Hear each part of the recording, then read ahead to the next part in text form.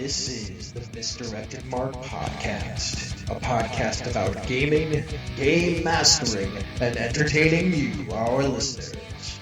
We are explicit, you have been warned, and I'd like to thank Mike Willard for letting us use his music on our show. Now let's pick up those mics and get on with this thing. And welcome to the 384th episode of the Misdirected Mark Podcast, our New Year's Eve 2019 to 2020 show. We are recording live December 31st from Buffalo, New York. My name is Chris. My name's Phil. I'm Old Man Logan. And I'm Jerry. Wow, look You are. look There's how four of us, man. look how fucking fancy we are. Like Today we're look at the fancy. look at the screen. It's a New Year's Eve extravaganza. I wasn't sure if you were on camera, so I was trying to lip sync you. No, I'm totally on No, I camera. can see it. This is fancy. I know, right? We could do everything. Look at that. That's some shit, man. We can do we're- all of the things, and I bet now everybody can hear me. I bet I am much, much louder, in fact. Wow, look at that. All right, that's probably much, much better. I'm just saying that's real fancy stuff. All right. This place is looking like Mission Control, man. Just wait. Like there's.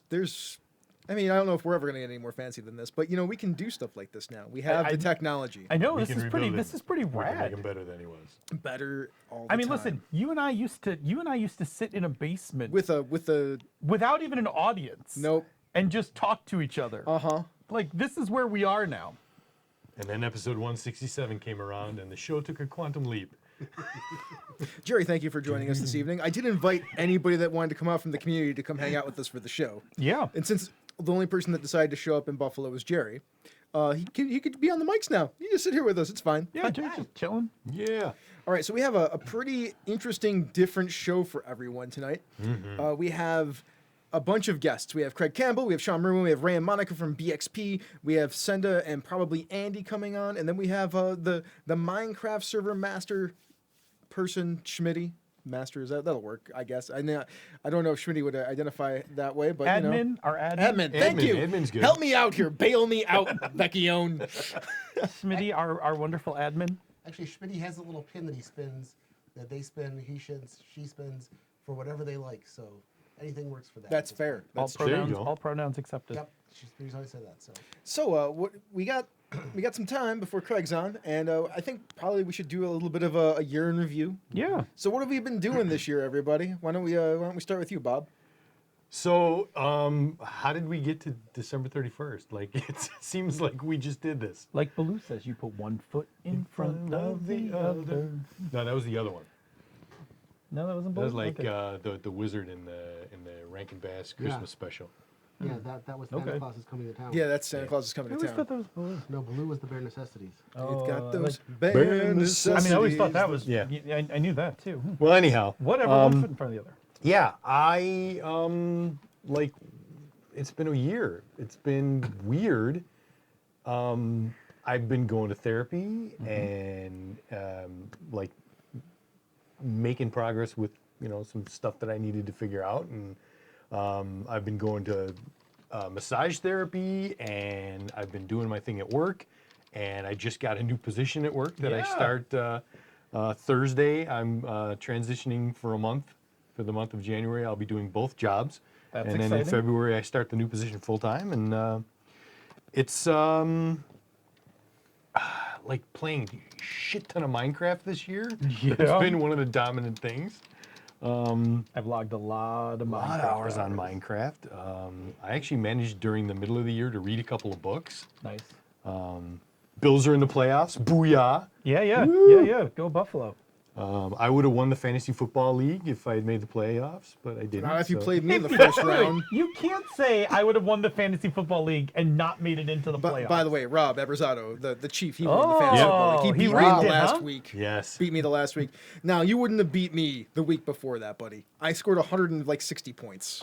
If you go back and look at all the numbers, during the playoff weeks, I outscored everybody. Did you really? You had more Yes. than 150 I that did, week? yes. Wow, that would have been an interesting game. Yes, it would have been. But hey, yeah, so it's not a lot of detail, I know, but I'm old and I can't remember things. All I So- have to say is that's why we play the regular That's season why games. you play the games, exactly. I did not make the playoffs, Win and therefore better. I did not get it. Win better. Yep, and next year I'll win better. Hey, Phil, what Yo, about yo. your year, man? Yeah, I tweeted a little bit about this. earlier today. This year was actually pretty good. I mean, minus the dumpster fire that is our government. Minus that, personally, yes, it was actually a pretty solid year. This was the most profitable year Encoded Designs has ever had. I think we made more money. We made more money in the first month of. We made more money in the first month of January, the first month of this year, than we had, I think, the entire year before, because our Kickstarter had ended. Right? Yeah. But anyway, we had a very profitable year. We successfully completed 2 Kickstarters because we, at the beginning of the year, closed out Iron Edda. And then just before the end of the year, just before the holidays, we closed out Avalon. Yep. So that was 2 Kickstarters. What was it? A couple weeks ago was the first time in 18 months I hadn't written a weekly update to some set of backers. It felt very strange. Anyway, so Encoded's doing great. Design-wise, Senda and I have been, working away on getting Turning Point ready for Kickstarter, and we did a little messing around with Long Live the Queen, and we brought the Ditch Lilies out to Metatopia, and those were great. And I'm really excited because Ditch Lilies is the first time that Senda and I are getting to design with Chris's one system. So I really like that system. I like that system a whole lot, and I really like designing in it because it's been really fun to look at how strong that core piece is and how awesomely flexible the other pieces are around it. You know what I like about it? That I might have come up with the base idea, but it's been like a group community project because there's been like 5 other people that have been working on designing things inside of it. So I've gotten to see design from 5 other people. Which has just allowed me to be like, oh yeah, well, I know what I intended this game to be, at least as far as like a system. Now I can just like refine it, and it's gotten better constantly. Yeah, it's really interesting because compared to how you're implementing it, how Jerry's implemented it, and how Doc's implemented Jesse. it, the Ditch Lilies is a very different implementation of that game. And it works great. We had such good positive responses from the system part. We had positive responses for all of it at Metatopia, but people found the system to be very easy to pick up. Yeah, because the Ditch Lilies is just an awesome idea. Yeah, but it's non-violent. It doesn't have a combat system, which is why it's an awesome idea. It's a cool game because it's like, I know there's a bunch of them out there, but I think the role-playing game industry, take it as you will, needs more games like that don't have, that they're about problem solving and storytelling without violence. Yeah, just queer love and rock and roll. Yeah. The overburdened model of kill stuff and take their shit really just let's have a few more games that don't do that. Hey man, I'm okay with those games too, right? I like them. We're all playing a bunch of them. We are, absolutely, but there are a ton of those and not a lot of these other kinds. Let's make some more of the other kinds and spread the. At least not a bunch of them that are well known. I think there are a number of seeds in the ground right now, right? I think a lot of people are starting to explore that space, which I think is really awesome. And I think there are games that are out now that are pretty new, that start to skirt the same space. And I'm all for a proliferation in those kinds of games as well, because I love killing me some monsters. But I don't always need to. What's nice is that as we see more and more of those games come out there, those kinds of problem resolutions are starting to slip into some of their game systems. You're seeing more people writing adventures and stories in games that are traditionally kill the monster, take the treasure. You're seeing, oh no, here's a situation where resolving it through romance or problem solving or negotiation or comedy or music or what have you are starting to become more and more prevalent. And I'm seeing more and more traditional games including those kind of mechanisms in there, or at least ways that you can see, you could design a character who does this. And so everything like this that comes out pushes that envelope a little bit further, and I like that a lot. I will say, if we get time later in the show, we'll talk. I'd love to talk about how playing Forbidden Lands with an older group of people has turned out to be very non-murder hobo. Like it's real. There are definitely still fights and killing. Looking at that group, that game and that group of players and where we've come from, you would expect that there'd be like, okay, we're going to take this game, we're going to do what we're expected to do, and we're going to murder hobo everything. And yet, we went into a bunch of encounters and we're just like, nah, we're not going to do that. I mean, there's times where you do, and it's fine. Like, Yeah. But there's times where you don't, and I'm like, I'm giving you guys an extra experience point tonight because you could have, the way it was written, you Yep. should have just murdered your way through this encounter, but I like what you did with it. Yep. Anyway, to just kind of sum up, probably the biggest things I did this year was, and I did this through therapy, was to really define what recreation was.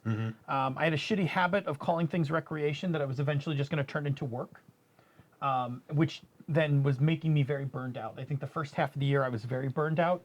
And in the second half of the year I was very not burned out because I started actually giving myself real, actual recreation time. Yeah. A lot of it in the form of playing Minecraft. A lot of it playing in the shared Minecraft world that we all play in, which is amazing and a lot of fun. And it's just a really nice way to actually stay connected with everyone, because Schmitty and Gator and, Jerry's there, and Rich and Savannah are there. And Mike D. It's really nice. And it's huge that, you have to have time away from work. Oh, no, whether it be, you say that like it's so obvious, but it took me yeah, like exactly. 6 months of therapy. Sometimes it's not obvious, and Right. it doesn't have to be necessarily recreation or whatever, but you have to find that space Yeah. where you're not working. Yep. Otherwise, you just fry yourself.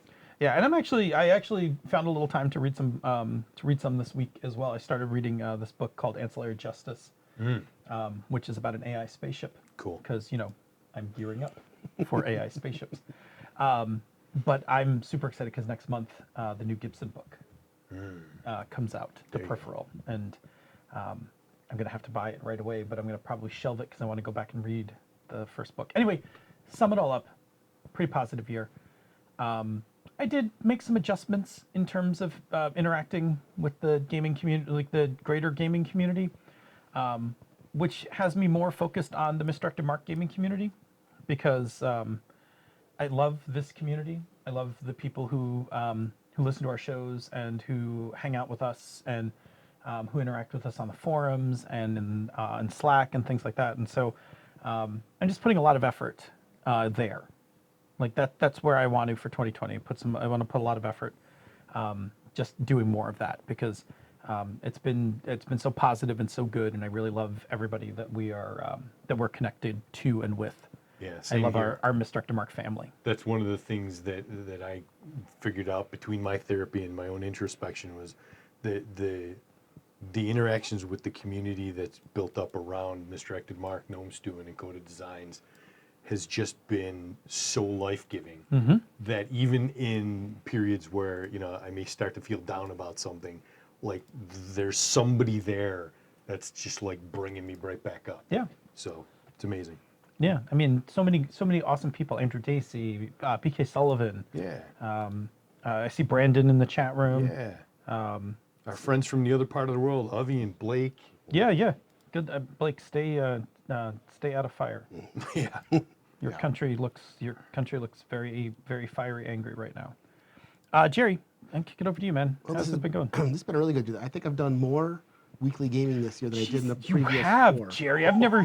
Every 5 minutes, I see Jerry took another table selfie. Jerry's playing in another game. Well, I've got the Wednesday game every other week with Chris and Bob and PK and Drew. I've got the Thursday game every other week with you and Bob and Sean and Glenn and Jim.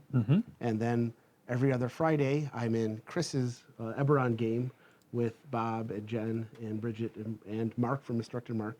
The alternate Fridays, I'm in a game with Jen Adcock and her team. And then every other Sunday, I'm running an Eberron game at my place. So on top of the... So they're every 2 weeks. You just have you have one every, No, for the longest time, it was all the same every other week. Oh.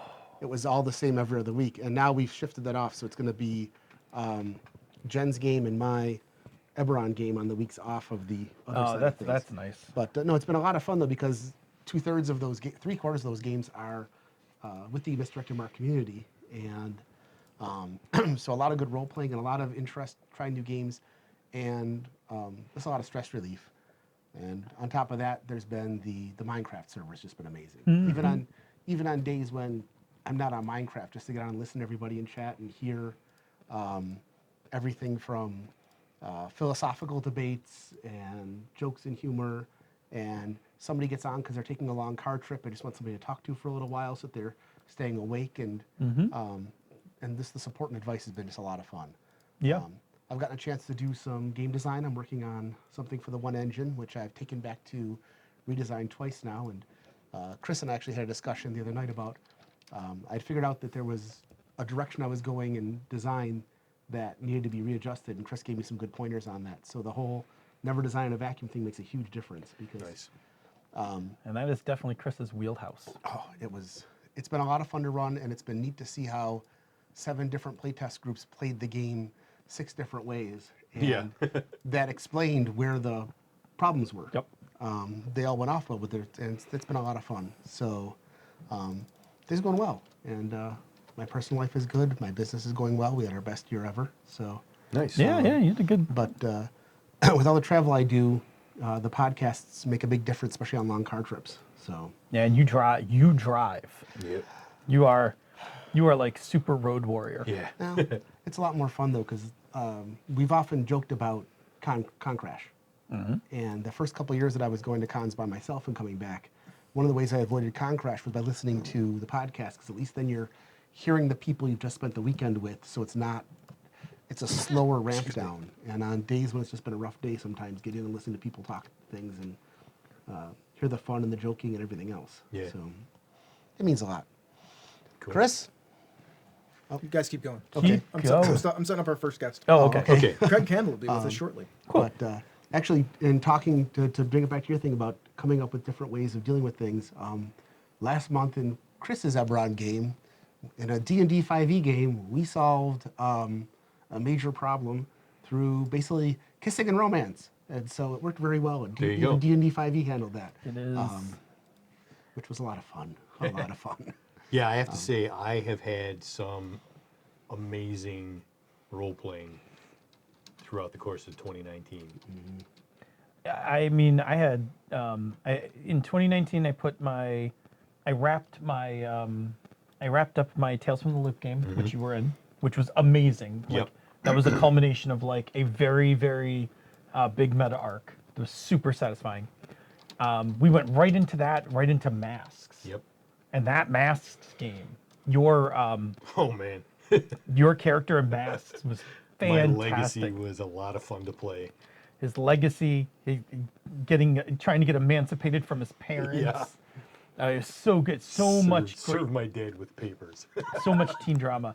And then we, even though we're only playing one mystery of it, our short-lived Things from the Flood game, this past session, your character took ecstasy out of depression. Yeah. Like, this game has been so dark that Glenn's character started smoking weed with her college friend. Tony's character is having sex mostly consensually. And I mean, in terms, fair enough. When he made his character, one of the trouble thing, which is your shame, is that he was being pressured into having sex. His girlfriend had been pressuring him into having sex. Okay. So he started having sex because he was depressed. And then just after this last session, Bob finished his recovery scene, and his anchor, who is a rave promoter, was like, "Look, if you want to let off some steam and have a good time, I got this. I got a bunch of X. Like, we can just drop this and go hit the rave." And Bob's like, "Fuck it, do it," and like takes it. And we're like, All right, then. "Wow, these kids are like all fucked up now."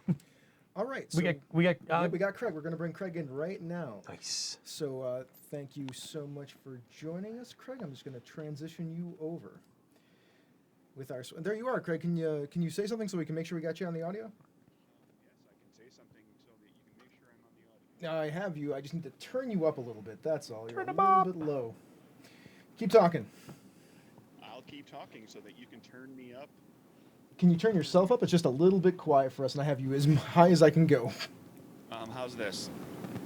A little bit better now? Yeah, and I've just turned you up some more and turned us all down. So that should be good. So Craig, thank you for joining us on New Year's Yeah. Eve. Yeah, you're welcome. I have such an exciting life. I'm here. I'm not a New Year's Eve guy, so Well, I mean, we're running a show on New Year's Eve, so neither are we. Yeah. it shows you how much we're into the holiday, right? Like, yeah. It's been a while since we had you on. yeah, it's been a while, and you've been doing a ton of stuff with Capers, right? Yeah, well, Capers and then Die Laughing as well, and yeah, I think when I was on with this show, it was for the Capers Kickstarter like 2 years ago, or sorry, last year. Yeah. Yeah. Sounds about right. We talked about since Capers uses playing cards, we talked about games that don't use dice. That's right. And so exa- we delved into playing cards and dice lists and dominoes and coin flips and whatever else. Yeah, all that stuff. All your different randomizers. Yeah. Right. Cool. So right now or very soon you're going to have the Capers Complete Kickstarter going on. Well, it's going to be I'm doing I'm calling it Deluxe, the Capers Deluxe hardcover. So it's like previously Capers had been done as a print-on-demand product. So you had the PDFs and everything, and then you could get a print-on-demand book, hardcover or softcover. But the game has done so well, and I thought, like, I'd like to get like a really nice print shop quality, like from a printing press, hardcover book made. So that requires a print run of several hundred. So I'm going to be doing a Kickstarter to try to get that to happen. So there'll be backer levels to get just the PDFs too. But then if you want the book, you'll end up getting like a hardcover book, Smythe sewn binding. It'll be glossy pages, richer color, because printing presses give you better color than print on demand does. Bookmarks sewn into it, and Righteous. some printed end pages with game stuff, and just kind of a fancier, sturdier, prettier book. Do you got something for the inside cover? Yeah, we're actually. I posted a teaser about it on Twitter recently, and what I'm doing is each of the inside covers is going to be the front page of the Caper Chronicle, which is a newspaper / tabloid rag. From the era of the game, where it's just got a bunch of stories that are intended to provide just additional lore and story hook ideas. Cool. Oh, it's great. Yeah, So yeah, it's that not sounds amazing. The meat of the book is still everything that it was before, but there's like a little bit of extra.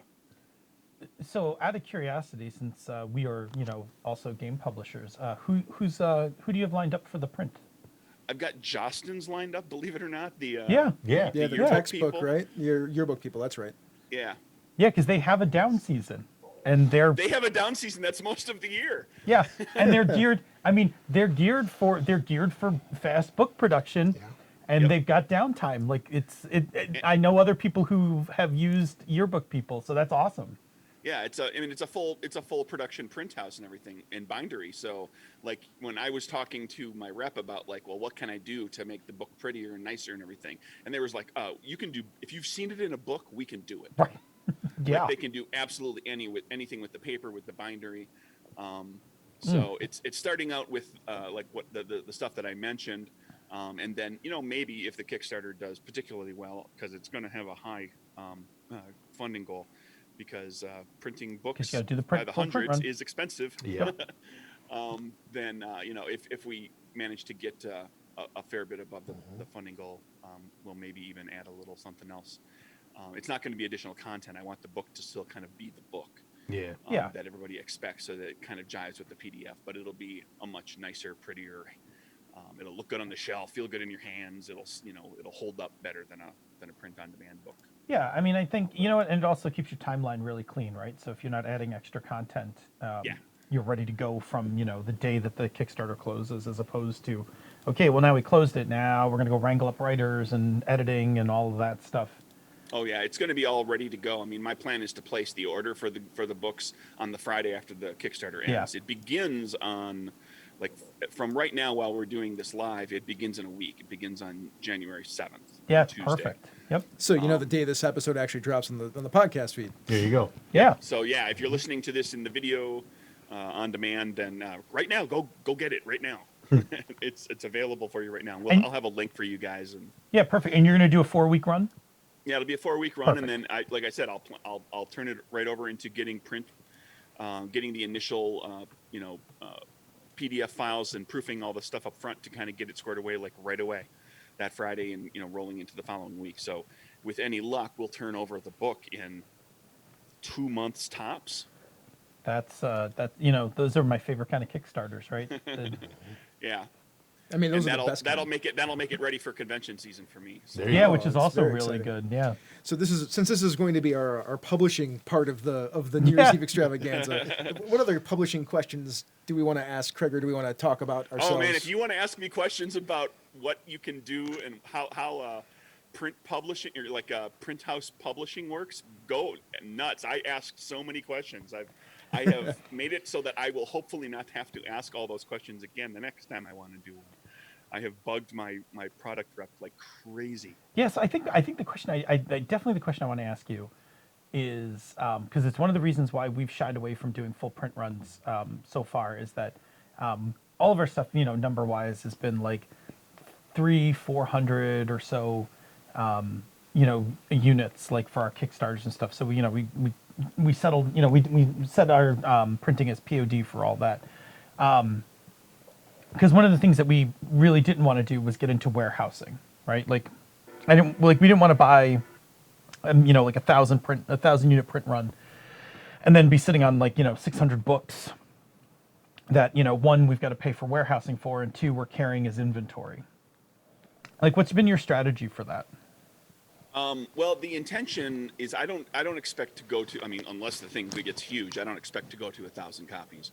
I'd be happy with 500 if I can get 200 or 300 backers to get the book, and then I'll get 200 or 300 for myself, which then I'll put. I'll keep some myself to take to little conventions when I go to stuff, and then I'll put 100 or so into the Indie Game Developer Network inventory, so that for conventions that the IGDN goes to, and I'm a member, and I put my games up in booths that way, then I'll blow through 100 copies or whatever I decide to put there, and then I'll put the remainder into proper distribution to get them into stores. Okay. And I'm not gonna try to do 700-800 copies if I the last thing, like exactly what you said, the last thing I want is to have like 400 copies sitting in my house. Right. Yeah, sitting in my house or sitting in somebody's warehouse space where we're paying an operating cost. Yeah. Right. Yeah. Yeah. Nobody wants that. Yeah. Nobody wants. Yeah.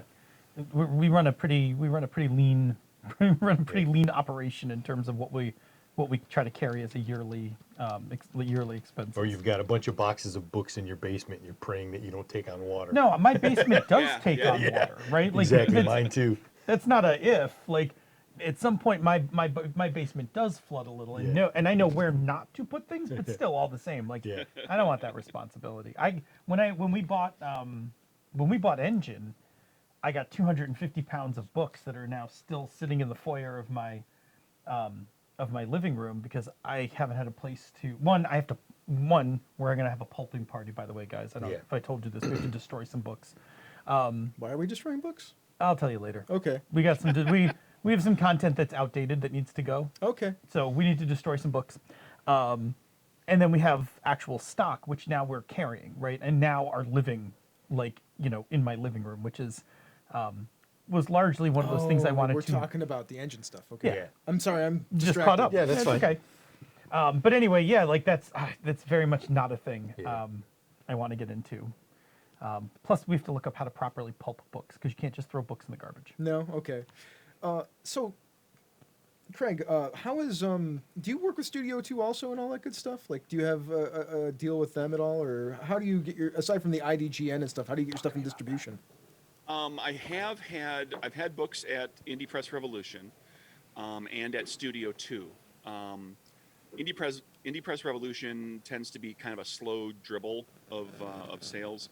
I think primarily because my books don't quite fit the model of the stuff that they tend to take to conventions more often. I tend to do, slightly more traditional books, and a lot of times they're bigger, like 8.5 by 11 books. Studio 2 seems to, I did some good sales up front with pretty much each of the game titles that I did, because they do like a big push at the beginning where they put out like a sell sheet for all of their distributors that they sell to and their game shop folks that they sell to. And so I had like a big push of stuff. The thing about it is, and this is one of the things that pushed me into doing this, trying this hardcover from a print shop, was that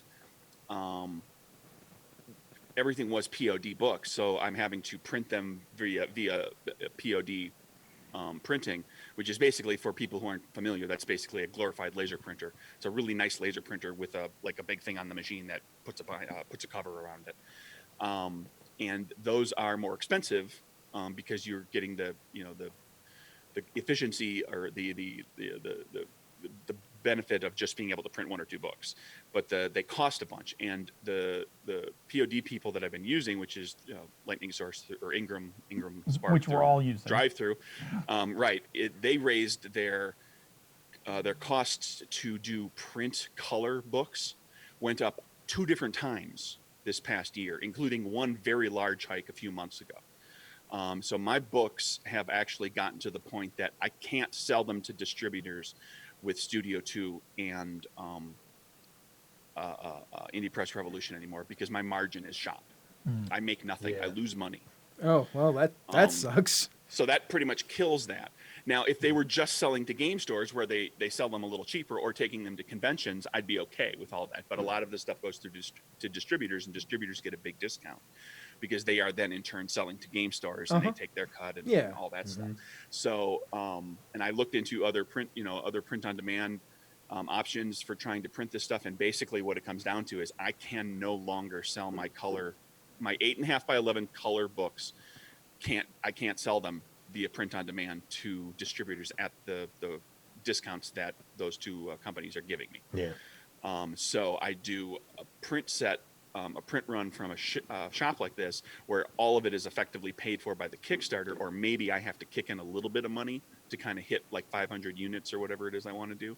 And so now my cost to print and ship the books to Studio 2 or to ACD or whatever is lower, so that I actually have a margin and can make money off of it. Although, when it comes right down to it, I still make the best money off of just like putting it through the IGDN or taking it to conventions myself. So the hope is that I will be able to sell. I'm hoping to do a big push of capers at Gen Con this year, and take all the supplements and the new hardcover and all that, the playing cards and everything, and do bundles and all that sort of thing.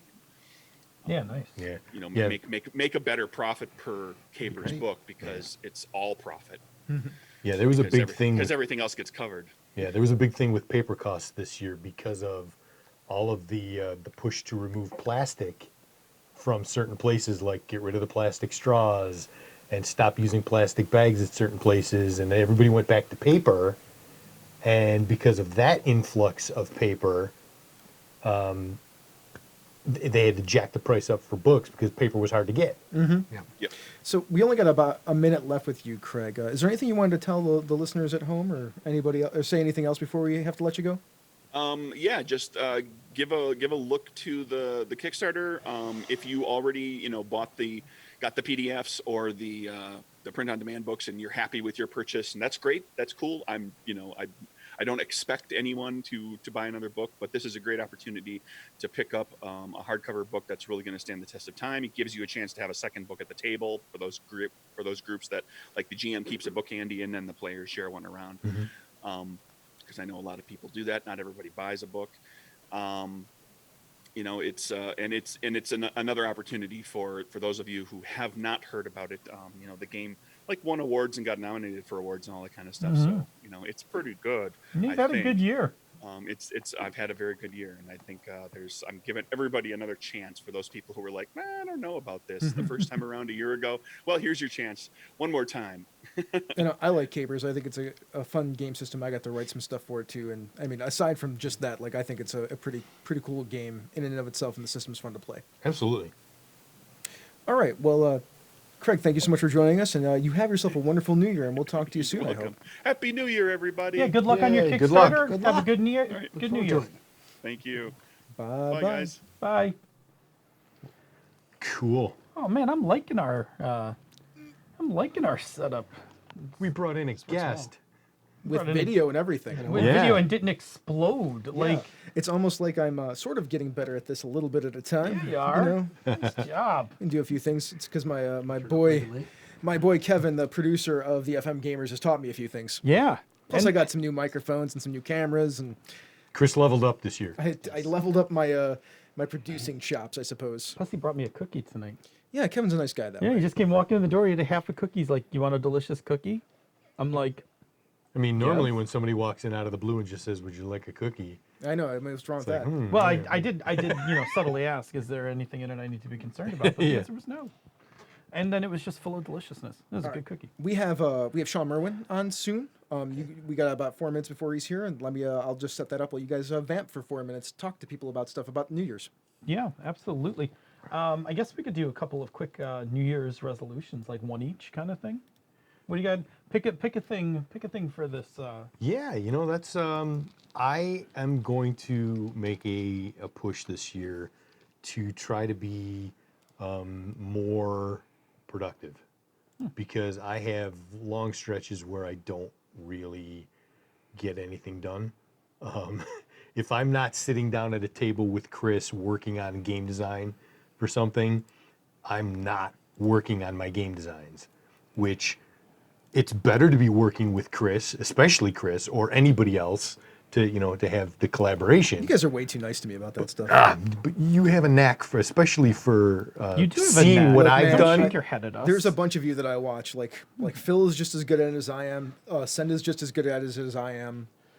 You have a knack, I'm still learning. You have a knack for putting your finger on it. Sure, but Yeah. I mean, it's saying, I understand what you're saying. This is what you're actually trying to look for, and taking what somebody else is saying and explaining it back to them in a way that's concise and explainable. yeah, but like I said, like Phil and Senda are just as good at that as I am. Like, you should just you can all count on those two also to do all the things that I do.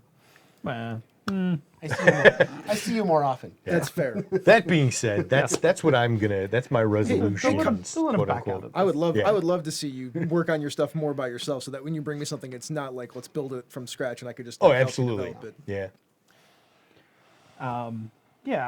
For me, I think one of the things I would really like to do this year, and I'm going to try to make a serious commitment to doing this, is that once a quarter, I would like to run a game for people in the MMP community. Like, I would just like put a thing out, either in the forums or in Slack, and maybe I'll do 2 in the forums and 2 in the Slack or whatever. Get 5 players and just run something. Probably not something I'm writing. Probably something like whatever I'm currently running right now. Like whatever that is at the time, or some game that I'm just interested in or whatever. But I would like to. I would actually like to have the opportunity to game online with some of the people that we hang out with on a regular basis, and other people who we don't, like other people who just who wind up listening to us more than they get to interact with us, and just being like, hey, I'm going to run a session of masks. Who wants to? I can take 5 people, and obviously that's not scalable or anything, but like I really want to do that, and I'm feeling way more comfortable about running stuff online, and I've got a decent headset and a good enough camera.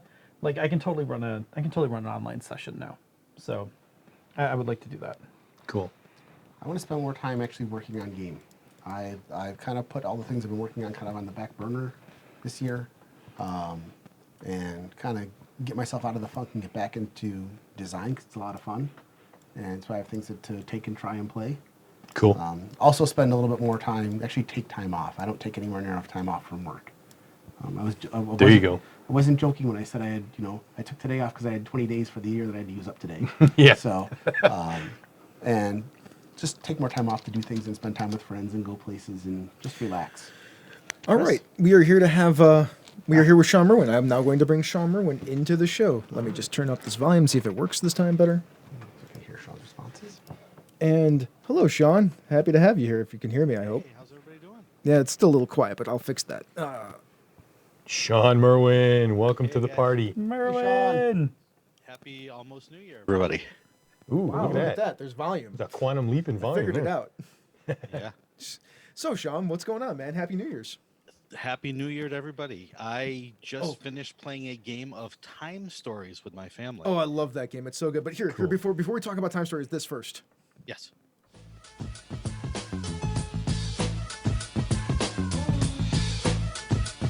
Get down with D&D. Yeah, you know me. Get down with D&D. Yeah, you know me. Get down with D&D. Yeah, you know me. Who's down with D&D? You literally never re-recorded this from the original. No, why would I? Way It's to eat up all amazing. Sean's time. No, it was.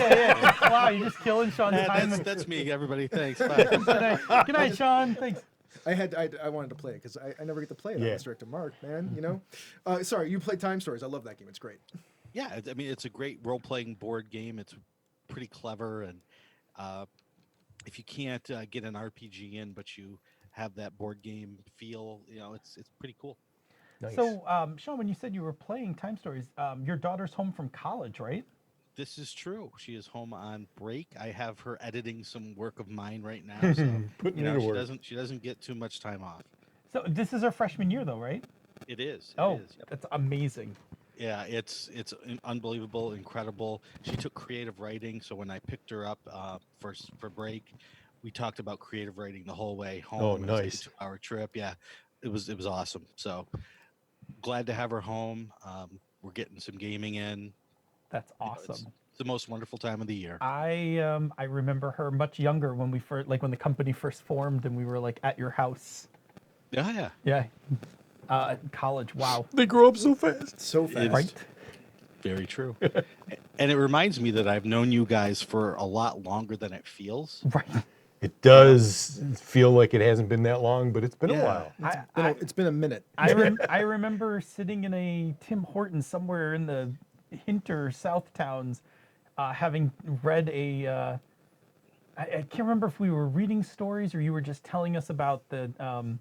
You have this. I'm hoping you still have it on the back burner somewhere of the group that follows the adventurers. Yeah, right. Yeah. Oh, that was such a good we story. traded stories. Yeah, we Yeah. were sharing short stories. So Yeah. I remember that. We It traded was fun. short stories. We were talking. It was in Eden, Yeah. New York. Yeah, yeah. I mean, I'm sure it's somewhere. I completely forgot about that. I mean, but- Sean, I feel like this is material for a D&D supplement. oh yeah, absolutely. It's like Yeah. okay, here are the heroes. Here are the retainers. You play the retainers. Like here's your zero level. Here's your Yep. zero level. Here's your zero level like side game is. Yeah. You play the entourage that's following the heroes. yeah, it's funny because that sort of I worked on the Acquisitions Incorporated book, and Yeah, you did.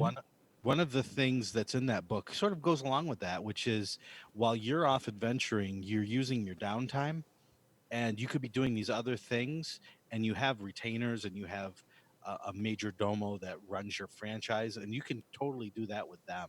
There you go. And so that sort of came out in that way. Cool. Through Teos, the work Teos Abadia and I did on that book. So I mean, you wrote that that came out this year. So like you've had a pretty banner. I mean, he worked on that. He did Descent into Avernus. I know, on like, Descent into Avernus. I mean, like, you've had a hell of a year, Sean. that doesn't even count all the stuff he did for Cobalt Press and Right. Yeah, I'm looking at. I was going through my spreadsheet of jobs I've done and how much I was paid this year, because this is really the first year that I've been a full-time freelancer for serious. Last year I was, but I didn't. I was sort of getting the ball rolling. So this year I'm looking at it. I'm going to color code like what was done for third party, what was done for Wizards, what was done for Encoded, and just see where my time was spent. And I've just started doing that, but it's kind of breathtaking to see this list that is like 40 things long of different projects I've worked on.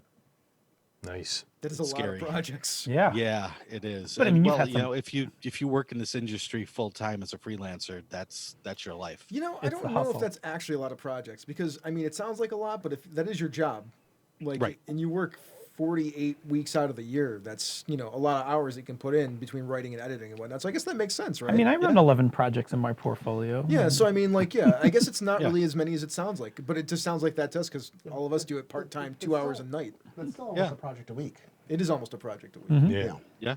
Yeah, impressive. and I mean, some of them, like the Acquisitions Incorporated, actually started probably over 2 years ago, Right. close to 2 years ago, when the germ of the idea was first getting rolling. But it actually came out this year, so that's when the pay has started to come in. Yeah, the wizard money. Woo! Woo! Or the Penny Arcade money, which is actually even better. Right, just It's as funny. good, right? Right, because Penny Arcade is a publisher. They're not a game design company. Right. So they don't understand game design pay yet. So they were still paying on publishing rates, which was nice. Nice to be a real writer, get paid like a Yes, real I'm writer. a real boy. I don't mean that game designers aren't real writers, but they don't get paid like real writers. Yeah. Most of the Exactly. time. Yeah. So it's been eye opening in a lot of ways for me this year. But still working with y'all and doing the podcast and putting out a game like Relic Hunters, being only tangentially involved, but being involved in that is one of the most exciting things that I've done that this was year. pretty exciting. Uh-huh. Yeah, that was stupendous. I actually forgot all about that for a second.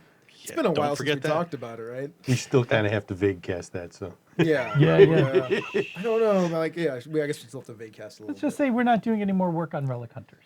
Yeah, I mean it's a project on my list. I was like, oh yeah, Yeah, Yep. I we get worked on that. Yeah. So, Yeah. I was gonna say, if people want to hear mine and Sean's New Year's resolutions about gaming and whatnot, they can just listen to Down with D&D because we talked about it all there. We There you did. go. But for those people who want to hear any of that stuff, Sean, what are some of your gaming/game design resolutions for the year? At least one of them. One of the things that I don't even know if I mentioned this on the podcast was I was approached by a local college, who wants to create a creative writing major. They've got English major, they've got an English education major. They don't have an actual creative writing major. They only have a minor. So they approached me to teach classes in game design, like writing for games. Yeah. Yeah. And pretty so cool. that's something that is going to be on my mind. It's something that it won't happen for another year probably, but it's something that's going to be on my mind in terms of where my focus is for things I'm reading or directions that I might want to take with not just the teaching but with projects themselves. So it's something I'm going to be looking at a lot of different syllabi for other places that are teaching game design and game design writing. Oh my God. One was brought to my attention that's actually using Apocalypse World to teach the class. Wow. Yeah. Pretty good. That's fascinating. But that makes sense, right? Because that is a place where the rules and the narrative are so tied together Yep. that it's very simple to, you can write the narrative and you can write about characters, but the actual game design part works well with writing the moves. If you only knew a group of people that were like an hour away that basically, tout themselves as the 300 to 400 level class in game design and discussion. I'm just saying. It's not. I've already got you guys penciled in on my. I'm coming in with calendar, like a glass of scotch and a cigarette and being like, "So you kids Exactly. want to make games? But you can't smoke on campus. You It's know gonna that. break you. I'm not gonna smoke it. I don't smoke, but I'll just hold it, right? You just For the look, I care. don't like Yeah. it. I just want to, it's like that thing where they bring like a writer into an English class and the writer's like completely broken and is like, so you want to be a writer? I'm just gonna stand up Right. there with an apple and eat the apple and walk out. Right. So Yeah. if you don't get that reference, go look it up. There's a very famous person who did that as a lecture once. It's really like Sam hilarious. Kinison from Back to Yeah. School, right? Yeah. just come in and just start screaming and no, but I mean that's what I'm hoping for. I'm hoping to tap the people I know in the industry, whether they be close or far, to help me out with this project. So Yeah. that's one thing where I'm going to start focusing more in that direction, just to teach myself first before I can teach someone else anything. For the chat room and for those people who are not of the United States, when we say college, we're talking about Four-year uni. a four-year university. This is Right. Fredonia, I believe, is the college that approached. I don't know if I can actually say that out loud, but I did. So Sean, don't comment on it. I'm just guessing. No, yeah, that's I live there, so that's a good bet. Yeah. If hypothetically that was the case, that is Yes. a SUNY school, and I am already Phil- a Phil SUNY works employee. for SUNY, That's so- right. Just saying. But it's it in a way it makes sense because when you get an English degree, say, what are the chances that you're going to be a literary critic versus working with getting your hands dirty in a field like publishing or games, or it's the direction where a lot of people find themselves, whether they're starting there or not. Mhm. And so it's an exciting time to be a writer and to be thinking about these things and thinking about ways to express yourself and to teach writing through these different media. It's funny that he says that because my intention was always to be a writer, like a writer of short stories and novels. And for some bizarre reason, I ended up doing podcast and game design. You're like Stan Lee. He wanted to write the Great American Novel, and he ended up publishing comic books and creating a multimedia empire. Yeah, man, I didn't want to write the Great American Novel. I wanted to write pulp garbage that people would just buy. Yeah. That's a smart way to do it. Yeah, I didn't care about being like fancy and hoity-toity and whatnot, and being like analyzed for like my great words on the paper. I just wanted to be entertaining. I went to college to be an editor and a short story writer. So Yeah. And the scary thing is, I went through an MFA program in creative writing, and you would submit a short story, say, to a literary magazine.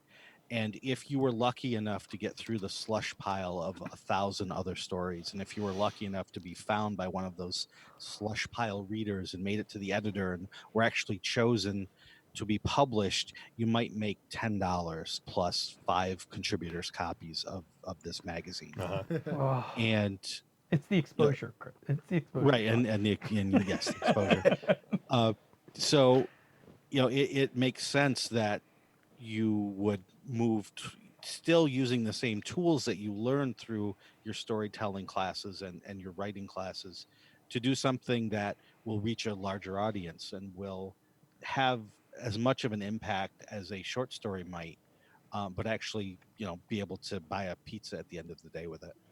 I mean, I think the fascinating thing, and I think we all know this from writing in the industry, is that there's this really interesting balance in terms of style that you are both have to be a textbook and a atlas, in some, like, you have to both convey setting and story, but you also have to be a technical manual at the same time. Like, the book has to do like two duties. You And have to be entertaining and gameable, and it's a really interesting convergence, because I know many people who are great technical writers, and then they can write very technically precise rules, but then struggle when they have to get to interesting world stuff and things like that. And I know people who are very creative writers that struggle at the technical side of how do you clearly and concisely convey these rules, because it is a place where flowery language is not helpful, right? Like, it's true. And even within the field, sometimes I'll work on a project for Wizards where I will be sent an outline, and all the creative stuff is already done. It's already there in the outline. The characters are highlighted, illuminated, described. The plot is there. All they're asking me to do is put it into a technical format. right. And then there are other projects where, like some I've done for Cobalt Press, where it's mostly creative, right? You are just writing stuff that an artist is going to pick up and use to create something. So you're describing things, and you're using your words to paint a picture that will actually be painted as a picture. And so it's such a breadth of technique and a breadth of knowledge that you need that, Phil, you're absolutely right that you could run the gamut. Even within the same project, you could be using many different creative writing versus technical writing muscles. Sean, we only got about 15 to 30 seconds left with you. Is there any last words you'd like to say to the folks out there at home? Or before you get What are out your of here? last words For Erwin? 2019? What are your last words of 2019 for Misdirected Mark? Thank you so much, for listening to Down with D&D, for reading columns, for following me on Twitter. Thank you so much. And if you don't, I would appreciate it if you'd start. And I just can't thank you guys enough, first of all, for letting me take part in this great community. And I hope to have another successful year in 2020. Yeah. And I hope to spread that around with everyone. Yeah, we love you too, Sean. Thank you so much for being here with us tonight, man. Happy New Year, right. Sean. Happy New Year, Sean. Happy New Year, Happy Sean. New Year. Bye. Everybody out there in listener land, if you are into D&D and Misdirected Mark, word scramble. See how I worked that into the show? If you're into D&D and you're not following Sean Merwin and or listening to Down with D&D, what are you doing? You really should be following him, because this man has got it going on. Check him out. All right, vamp for a few minutes. I'm busy getting the next thing set up. Let's do another round It's my job to do that. So Yeah, let's do another round of New Year's resolutions. Some more resolutions? You mean I have to have more than one? I mean, you don't have to have a ton. But I guess let's just start. Do you have any more? There are things that I tell myself every year that I need to do, yada, yada, yada. This kind of dovetails into the previous one. If I get better at managing my time, I need to read more for pleasure, because I do a metric shit ton of reading as an editor and a proofreader. Right. And while I kind of enjoy it, otherwise I wouldn't keep doing it. Sure. That's still work. Yeah, it's still work. And just sitting down, I've got a stack of to-be-read novels that is just stupid big. So I need to find time to read more for pleasure. A couple of years ago, I want to say, I actually implemented very briefly a strategy where every day for an hour, I would just pick up a book and I would read. And I would do like reading for an hour. I would watch a certain amount of TV, and then I would turn the TV off, and I would work on like other stuff, like internet stuff, whatever. Like I segmented out my stuff, and then I kind of fell off of that. So I might kind of go back to something like that again, where I'll like every day for like X amount of time, I'm just gonna do the thing. So I think it's good. yeah. What about you? I think I need to go back to counting calories, losing weight. Oh man, tell me about it. Testify, brother. I mean, I definitely gained weight over the year, and my sleep schedule is a disaster. If you're on the Minecraft server, my sleep schedule is a disaster. I am the night shift, along with people who are in other time zones. So, yeah, I need to kind of get all that together. I lost a lot of momentum when I broke my arm 2 years ago. Yep. Because, that took me completely out of the running for almost that whole year. And then I never really got back around to it. And then at some point I tried a couple failed attempts at restarting. And I mean, my therapist was nice. My therapist was like, look, you can't juggle everything. Like something's going to fall through the cracks. But I'm like, I don't know. I don't want to make excuses. Like I need to do better at eating, and I need like, I make better decisions than I did certainly 10 years ago. But like, I'm not trying. I'm not trying. I know I'm not trying, and I can tell by some of my clothes that like I really need to just commit and lose some weight. So I've been super good about counting. Like I track the stuff. Yeah. I'm just terrible at cutting. Oh no. Because I've logged into MyFitnessPal for more than 3 years straight. Right. Every day for 3 years. So I'm counting them. I'm just not cutting them. Yeah. See, so the thing is, if I start counting them, I'll start managing them. Yeah. But the sign that something goes wrong is I stop counting. And then once I stop counting, I'm like, I got this. And then I don't got it. And then after a little while, then I'm like, you don't have it. And then I'm like, meh, I don't care. And that's kind of where I am, which means that the next one is I come back around and go, okay, I need to like do something about this. I had similar problems this year. I stopped counting calories, stopped eating healthy. I had a really bad fall for asthma, so I stopped walking and going out and getting healthy, and that just hits you up. Yep. So that's one of my other goal, and Chris can attest to this, is that my basement has a lot of game stuff in it that needs to be put away. And I'm slowly but surely I spent the entire Sunday before our thing here just packing up Legos in the Lego room and just moving things around. So that's one of my big resolutions, is to get the game room back to a manageable state. Nice. You can game in it and everything, but there's just piles of stuff everywhere that need to be sorted and boxed and reboxed and put away. And I've got game books that are just sitting in stacks waiting to go on shelves, and organizing that will organize the rest of my mental health as well. It's always sitting there as a project. So, all right. All right, now we're going to have Monica and Ray from BXP. Yes! Oh, yeah. Here we go. Hey. Hey! Hello. Hello.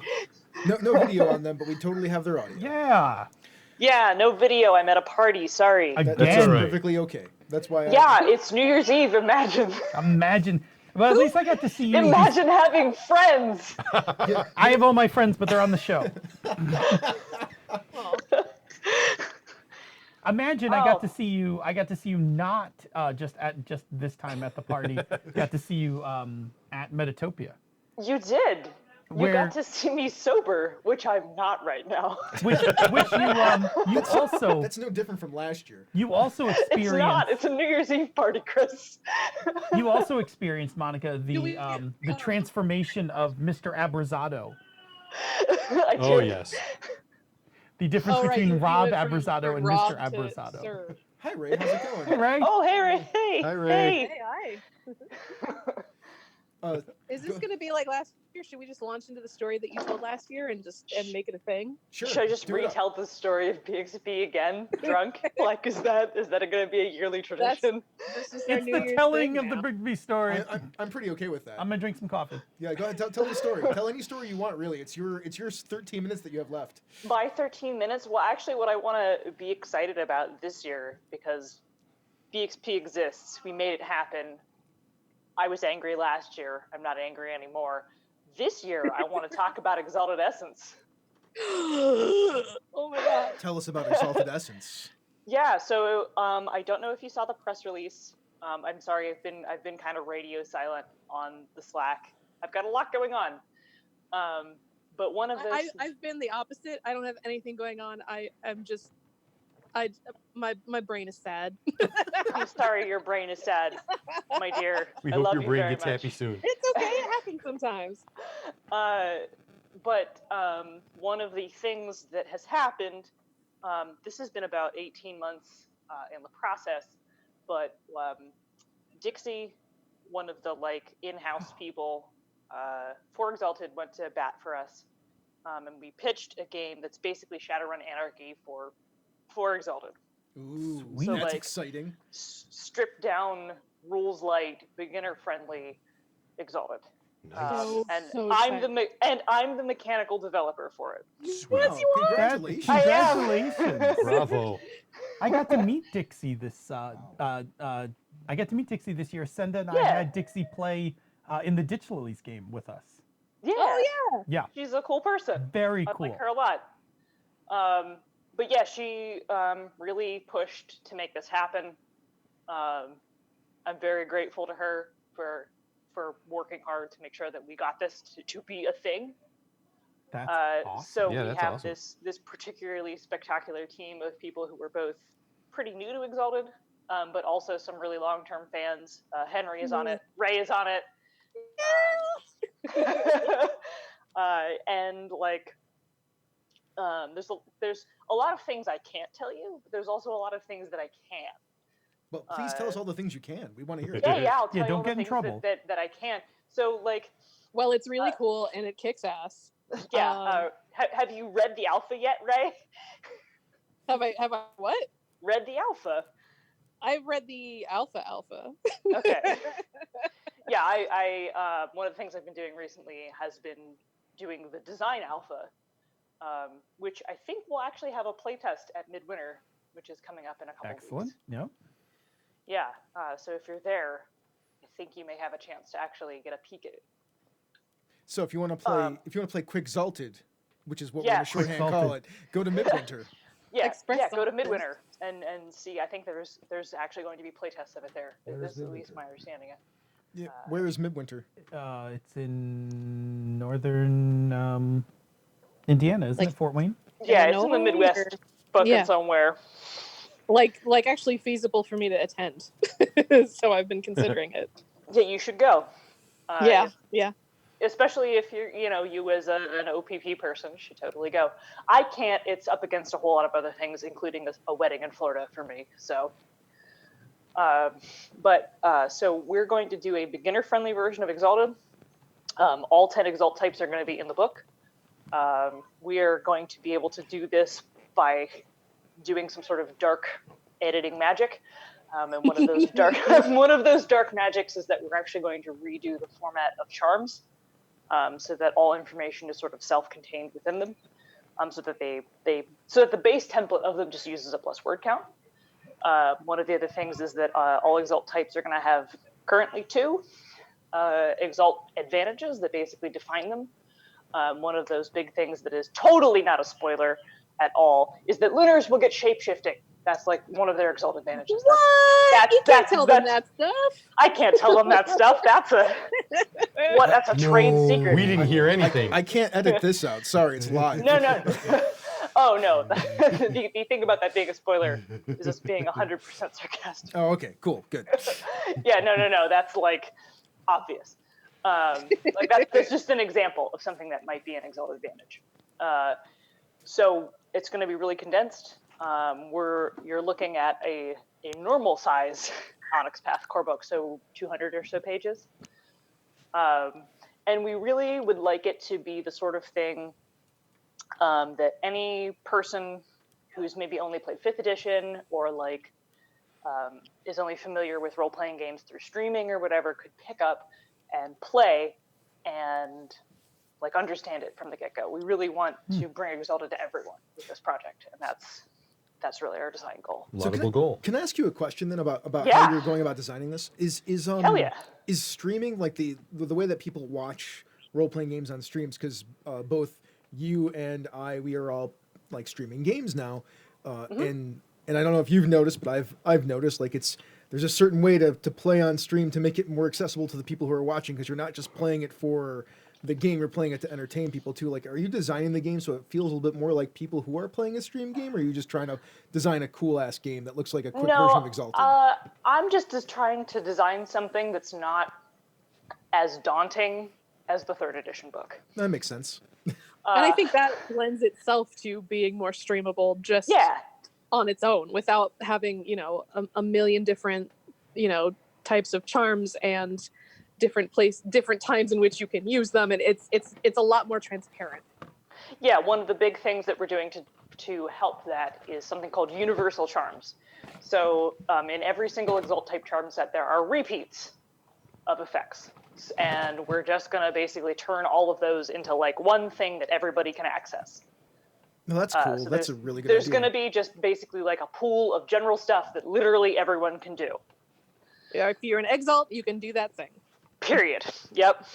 It saves on word count. It totally saves on word count, and if your Exalt type can do that one thing in a special way, it has something that's called a mode for that Exalt type.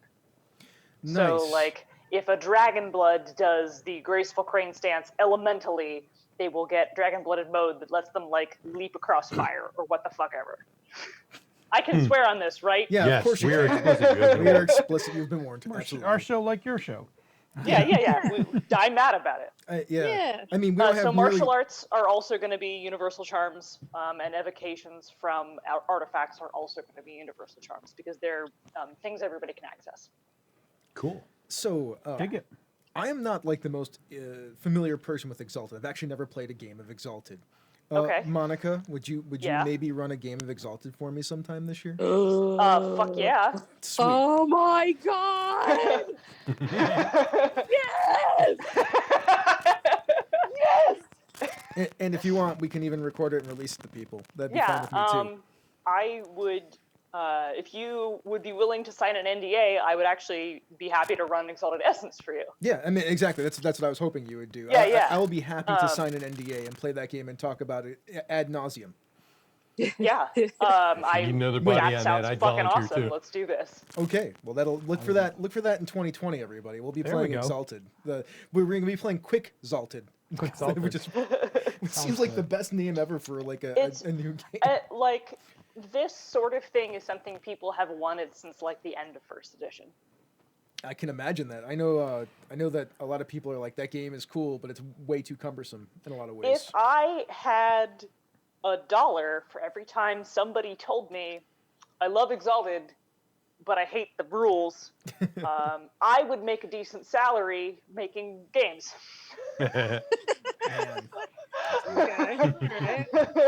So let me ask you another question. Yeah. And changing the topic a little bit, what do you all have on store for BXP for the next year? We're working on that. It's okay. So like the last have you not month or submitted so- your 2020 plan to Mr. Abrazato? No. Oh shit. I think I have to be insistent. honest when I say that like the last couple months have been sort of rough for both of us. I'm sorry that they've been rough. Yeah. I apologize. Yeah, I feel bad. it's been a kind of a rough patch for both of us. I got really sort of consumed by my work, like outside of stuff.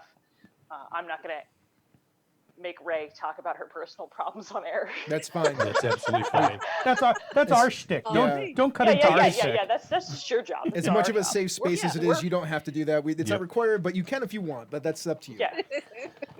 So we're probably going to reconvene and like plan out what BXP Season 3 is going to look like after the new year. Okay. But we were actually talking about doing a live recording perhaps this upcoming weekend. Nice. I always love seeing those pop up. I mean to since the Patreon for Misdirected Mark isn't my Patreon anymore, like I have my own, like I need to like repatron BXP so I can Patronize is the Patronize appropriate us. term. Yeah. I would never Toss us a buck and you can come listen toss to a us buck. screw up our mid-episode break live. Yeah. I mean, it's I love listening to mid-episode breaks get screwed up because we do it every week. You know what I mean? We don't even edit. Oh, Leave man. that shit right in. Does anybody have anything else for Monica and Ray? What happened to the Bicons? Yeah, tell us about the Bicons. About yes. our streaming game? Yes. Yeah. I've been monopolizing the discussion here. Ray, do you want to talk about our stream? It's a lot of fun. Yeah. We've been playing Blades in the Dark with kind of a rotating cast, which works really well for Blades in the Dark because it's such an episodic like game. So we're basically all like special guest stars every time we show up. I've almost been able to play. I think I've played with everyone at some point, just not all of us at once. Yeah, I don't think all of us have been together at all on the stream. Not yet. Let's make that our goal in 2020 to have everyone on screen at the same time.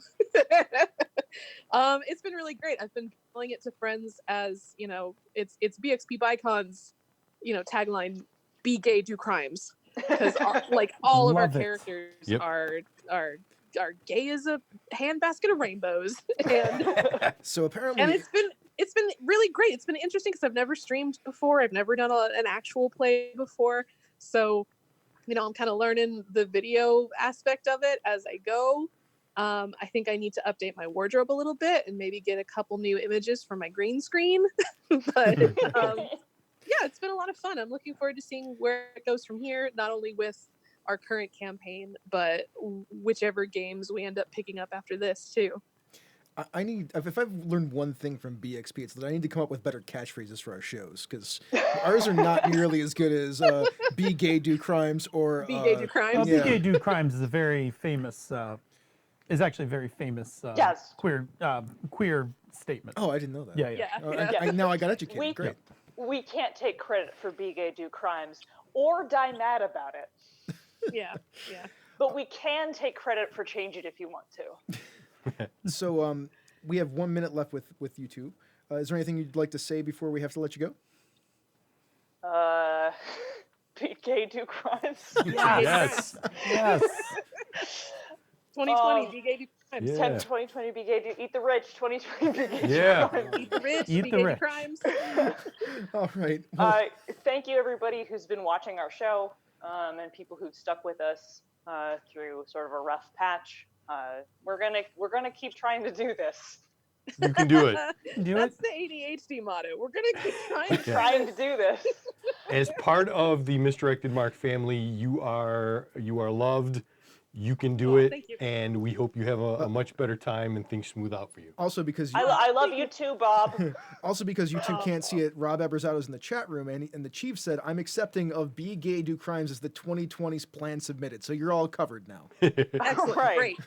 Great. Do I need to like submit that as a PowerPoint, like a slideshow deck, or No, are we good to go? we're podcasters. The podcast just occurred, so Yeah. you're good to go. Oh, great! Yeah. Awesome. This is Fantastic. not legally You're binding, greenlit. is it? Because I'm about to be gay and do crimes. God, I hope not. I'm in a lot of trouble if it is. All right. You two have a wonderful rest of your New Happy New Year's. Year. Have a great Happy evening. New Year. Happy New Year. Thank you for Good joining us. fucking riddance to the last one. All right. Boy, I'll drink to that. Bye-bye. Bye. All right. Well, that was fun. As it usually is. I expected nothing less. I mean, they're always they're a hoot. We had a lot of fun hanging out with them at. Oh, Planetopia. absolutely. It was very nice to meet them both in person. Well, I had met Monica at QCC. Yeah. But getting to meet Ray for the first time, that was great.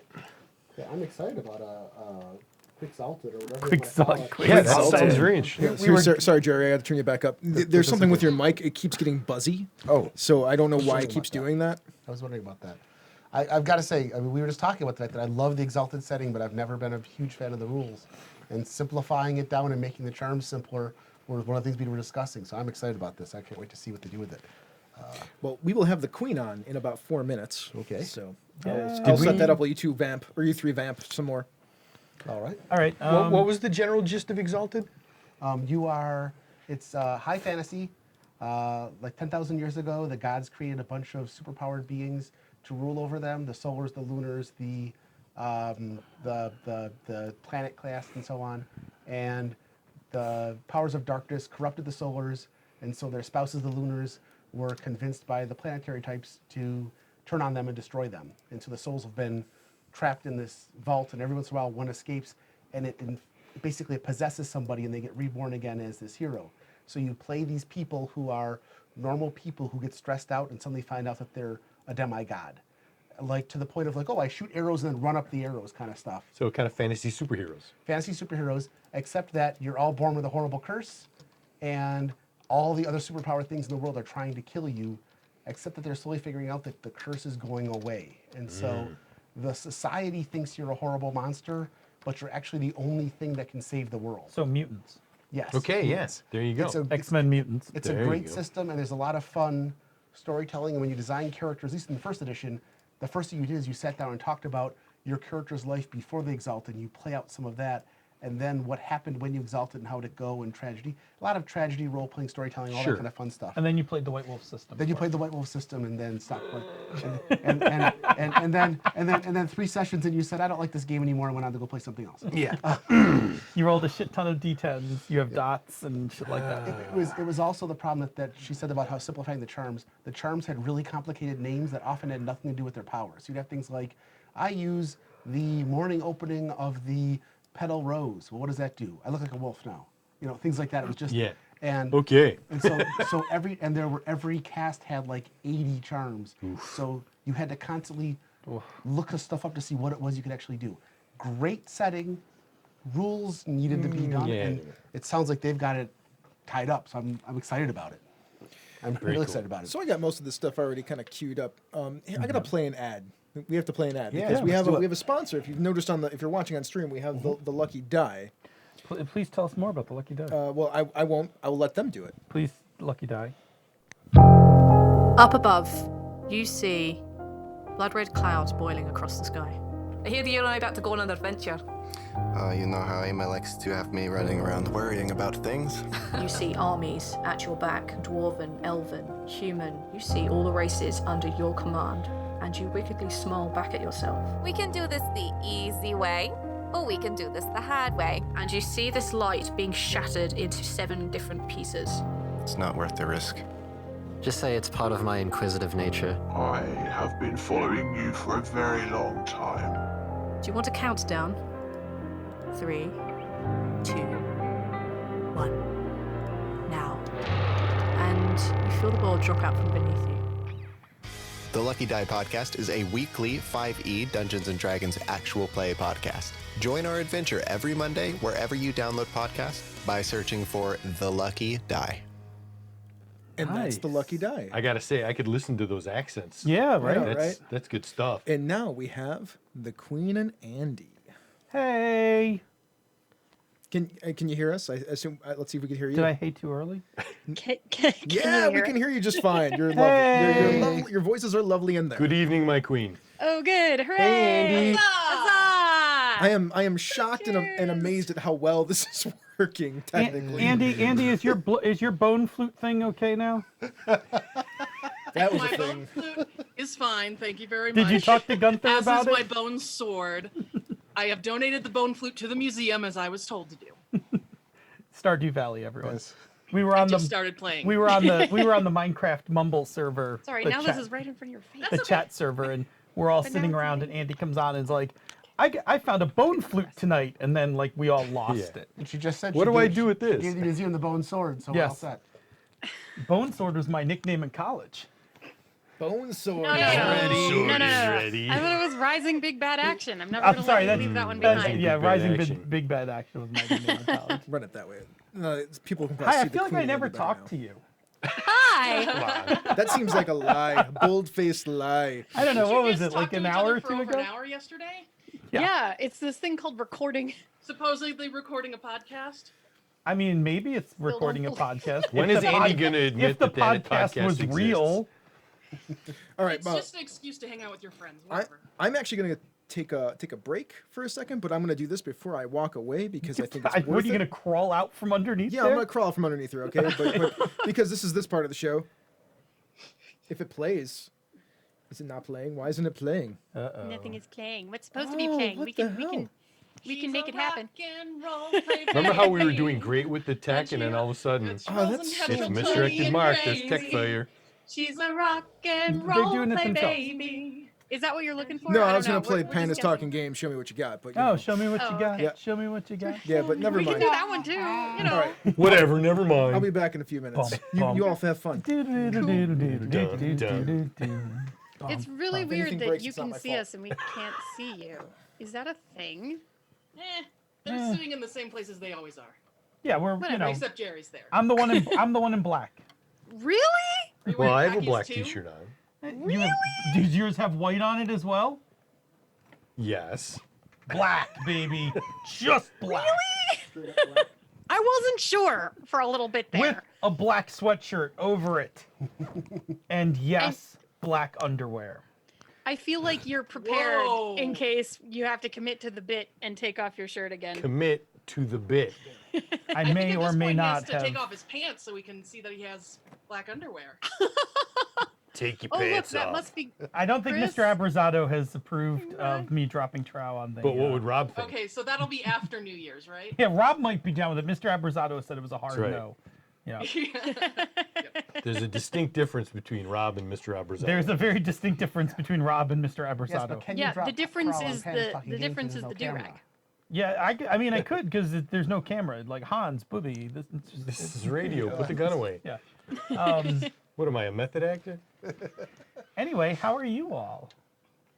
Yeah, we're good. It's New Year's. It's 29. I randomly decided tonight, I was like, you know what? We need to do special things. I'm going to make this like schmancy meal. And then I'm also going to make a chocolate orange tart with candied orange peels on it, which is currently in the refrigerator. Chocolate orange It looked delicious when you sent the picture. I hope that it sets because are excited. I'm I don't, accustomed to listen, baking if it my doesn't chocolate set, tarts. you just get straws. Like straws We'll or just get spoons. spoons Yeah. and scoop it out, Yeah. but like you wouldn't necessarily be able to do like slices. So I think I played a character named Chocolate Orange Tart. Oh, actually, on the so I was talking Did to you just That was my actually nickname in Yeah. college. Well, Right actually. now. I was talking to Send on the drive-in, and she was talking about eating the candied oranges as she was cooking them. They're delicious. And she's like, I was pulling them out of the boiling water and going, this tiny piece doesn't need to go anywhere. right, but what did you call them? They were hot orange candy. Or hot candied oranges. Hot candied oranges, and I was like, that's my favorite ska band from the 90s. Hot candy oranges, yeah. Hell yes. Didn't they open for the Ditch Lilies? Right? See, there you That go. is correct. Andy knows. Of course. Of course they did. Actually, it was probably the opposite. Ditch Lilies opened for them. No. So she's fine with the fictional band called the Ditch Lilies, but It's not the fictional the podcast. real life podcast. Correct. Where the fictional band was created? No. By the way, Hear about 2019 is the year that Sasky was nominated for an Emmy. Hell yeah. It's true. That happened. Any nominated, she's a super Uh-huh. Yeah. Yeah. So that was a thing, right? That was That was delightful. That was amazing and kind of unexpected. And super overwhelming. And like they liked us. They really liked us. Ever up. They had like until last year I was they had gonna say never we need to even do that. nominated an actual play podcast. And you are the first AP that has been nominated in the Emmys. No, we're not. No? Okay, there was somebody else? Because last year in 2018 they nominated someone. I don't remember if they They're the won or best not. APs, but nominated And the then this year it was about half and half. Okay. There were two Okay. APs. Yeah, and one of the APs won. Red Okay. Moon. Red Moon Circle? Something. Okay. I was trying, I was just Congratulations trying to to find you. another thing. Yeah. Yeah. No, Um, I mean, yes, it's, they were it's very deserving. sweet of you, but it's not true anymore. So, in terms of your year, you all played some pretty cool games. Do you want to run down some of the games that you guys played? Well, man, we played a lot of games. Yeah. So many All games. of the games. All of the games. I mean, What were some highlights? What are some ones that stick out? Bite Marks. God, that was a good game. Yeah, it was a great game. Andy didn't get to play that game, but it was fun to fantastic. edit. You played the new Fiasco. We did. We got to play the new Fiasco. Okay, the that new one. Fiasco That one was was amazing. really fantastic too. Hang on. Let me. And just that was bring up our with list. Macklin and Sullivan and It was Best Chris. Best Chris. Yes. Yes. And he was amazing because he is Best Chris. We also, in our more personal lives, started LARPing. Yeah, that's been also yeah, delightful. you've been doing some LARPing at home, right? Well, I mean, Your home not games. just. It's like you're not just at my house. We're having a started with my fantasy dinner. birthday. No. And we've done 3, I think, this year. Yeah, we did. If you count the murder mystery. Right. The LARP for people who don't want to call it LARP. Yeah, we got to play For the Queen with Alex. That was awesome. That was Yeah. before, I think it was still before it actually came out, or it was right after. We got to play Red Carnations on a Black Grave with Kat Ramen. Yes, good. She's marvelous. We got to play Hearts of Wulin. That Yep. was also That was amazing. That's my tagline, by the way. I put that on your Still show. in our Copyright Patreon infringement. video. Just so we're amazing. aware. We need to update that because somebody's name change became legal in 2019. Yay! Yay. Yeah, do you remember we played Magic Market with Camden? Market Magic. Oh, God. But the thing that's really fascinating to me now is if we were to do that again, we would just go on Wish. We'd be like, Yes. you're only allowed to use Wish. That's okay. You'll just be in weird video range. Oh, I don't have a chair. this was Sorry. also the year that Andy became Professor Fox. Professor It's Fox. true. Professor Fox. Indeed. Professor Fox is like a pulp. It sounds like a Pokemon character. Professor Fox. Yeah. We have to bring Charizard over to Professor Fox to Fox. find out what Or a happened. character from the new Dr. Dolittle movie. Oh yeah, that would Professor work. Fox. Professor Fox. If Pokemon Professor was a potential career path, I would have already been long on it. That's fair. There you go. That's Should fair. have been working for it. Totes fair. So yeah, It's true. so we've had so you guys. So all in all, it sounds like you had a pretty good year. I mean, I think so. Yeah, I think it's been going pretty well. Mm. You played a lot of Gosh. fabulous games. You We got played any lots of nominated? fabulous games. We like and honestly, we've been playing really good games, like not on the podcast too, which is nice. It's I a feel a little change. guilty sometimes. It's a change because there's definitely something really nice about playing without a mic in front of you. Although then when the game's over, I'm like, oh man, that would have been so good if I recorded Yeah. it. Except if Yeah, I but had then been it's your- recording it, It would have been different. it Listen, wouldn't my have been that game. my Yeah. therapist will tell you, like, if you start doing that, it stops becoming your recreation. Yep. Right. We ended up playing For the Queen actually at Thanksgiving, and that was super fun. You were a really creepy poisoner with That was pretty creepy. Content warning. Spiders. Spiders. Pet spiders. Many spiders. She milked them. Oh, I you can milk spiders? I'm gonna X card that. Yeah, we're gonna X card that right there. Bob's not, Bob's not Okay, down that's with fair. talking about that. That's out. And I was an epic lady knight who was eventually going to turn against the queen and did. It's epic lady night. Oh, I will say I played a number of games of For the Queen, so many of which Senda was in. But the one that breaks my heart that we never finished was the one with Todd Crapper. And it was like the beginning. It was 1 or 2 rounds, and it was on its way to being the greatest The game. most amazing. Yes. The moment that Rob was like, I am the carnation, the chrysanthemum knight. Yes. I'm nothing but vines and roots inside a suit of armor. But like with like bugs and poison happening Right. underneath the flowers man. on the outside. Oh. That's Oh, right. That was so that was Rob Diebold, Todd Crapper, Senda, myself. I think there was one other person at that table, and we were in.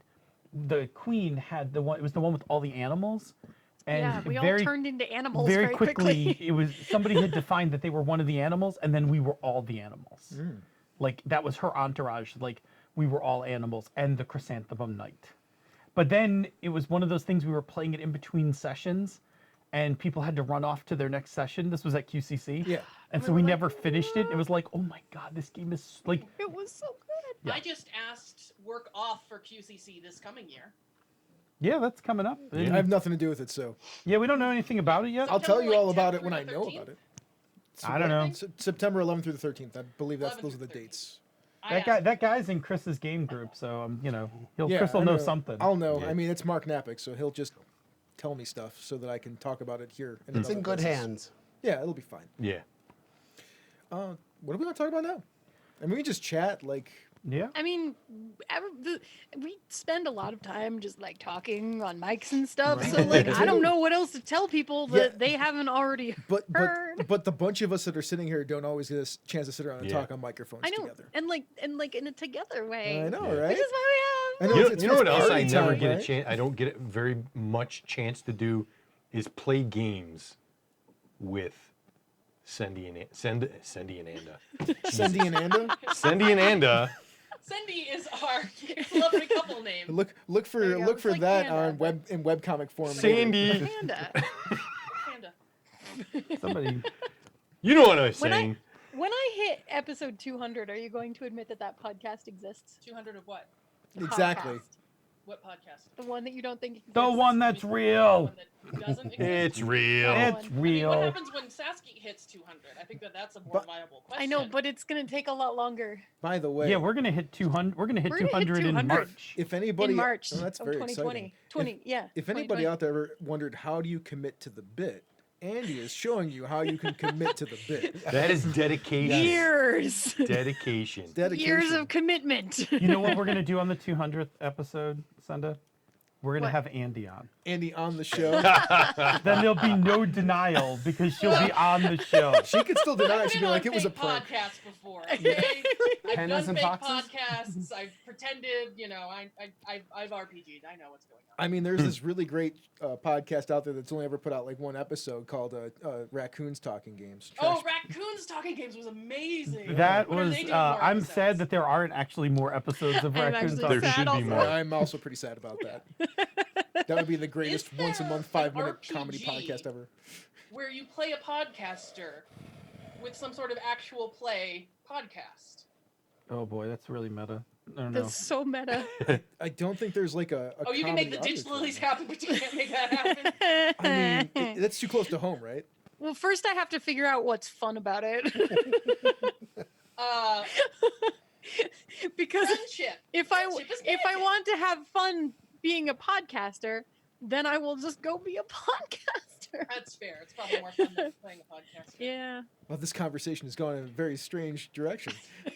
There's a new sitcom for the CW. It's about a podcaster and and their hijinks with their friends. Is that like a Oh, thing? let me No, tell you. that's what I'm saying. It should be. I almost pitched this idea this year of a sitcom podcast called Birthday Llama and Mika the Fox. Yeah, that would work. Like, Yeah. why I mean, not? Mika the Fox. She pitched living it to me. together in a tiny That little happened. box. They're roommates. See, you need to pitch that to somebody like the Gimlet Network, or somebody with actual money. Birthday Llama is actually evil. Yeah.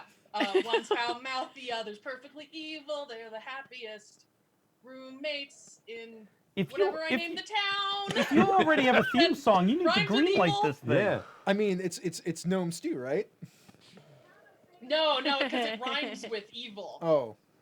It was like the forest weevil or something. The Forest Weevil. A Weevil, yeah, there you The go. town of Weevil. I got The nothing. town of Weevil, something, yeah. Not You sure I should get see anything. Senda's face as you're singing this. It's just getting more and more like, what is happening as this is going on? It's great. This is my life. I have all It's these fine. ideas and no energy. It's fine. Yep. There's a tart in my fridge right now. There's a Is tart in my fridge. Is that code for something? That's some kind of code.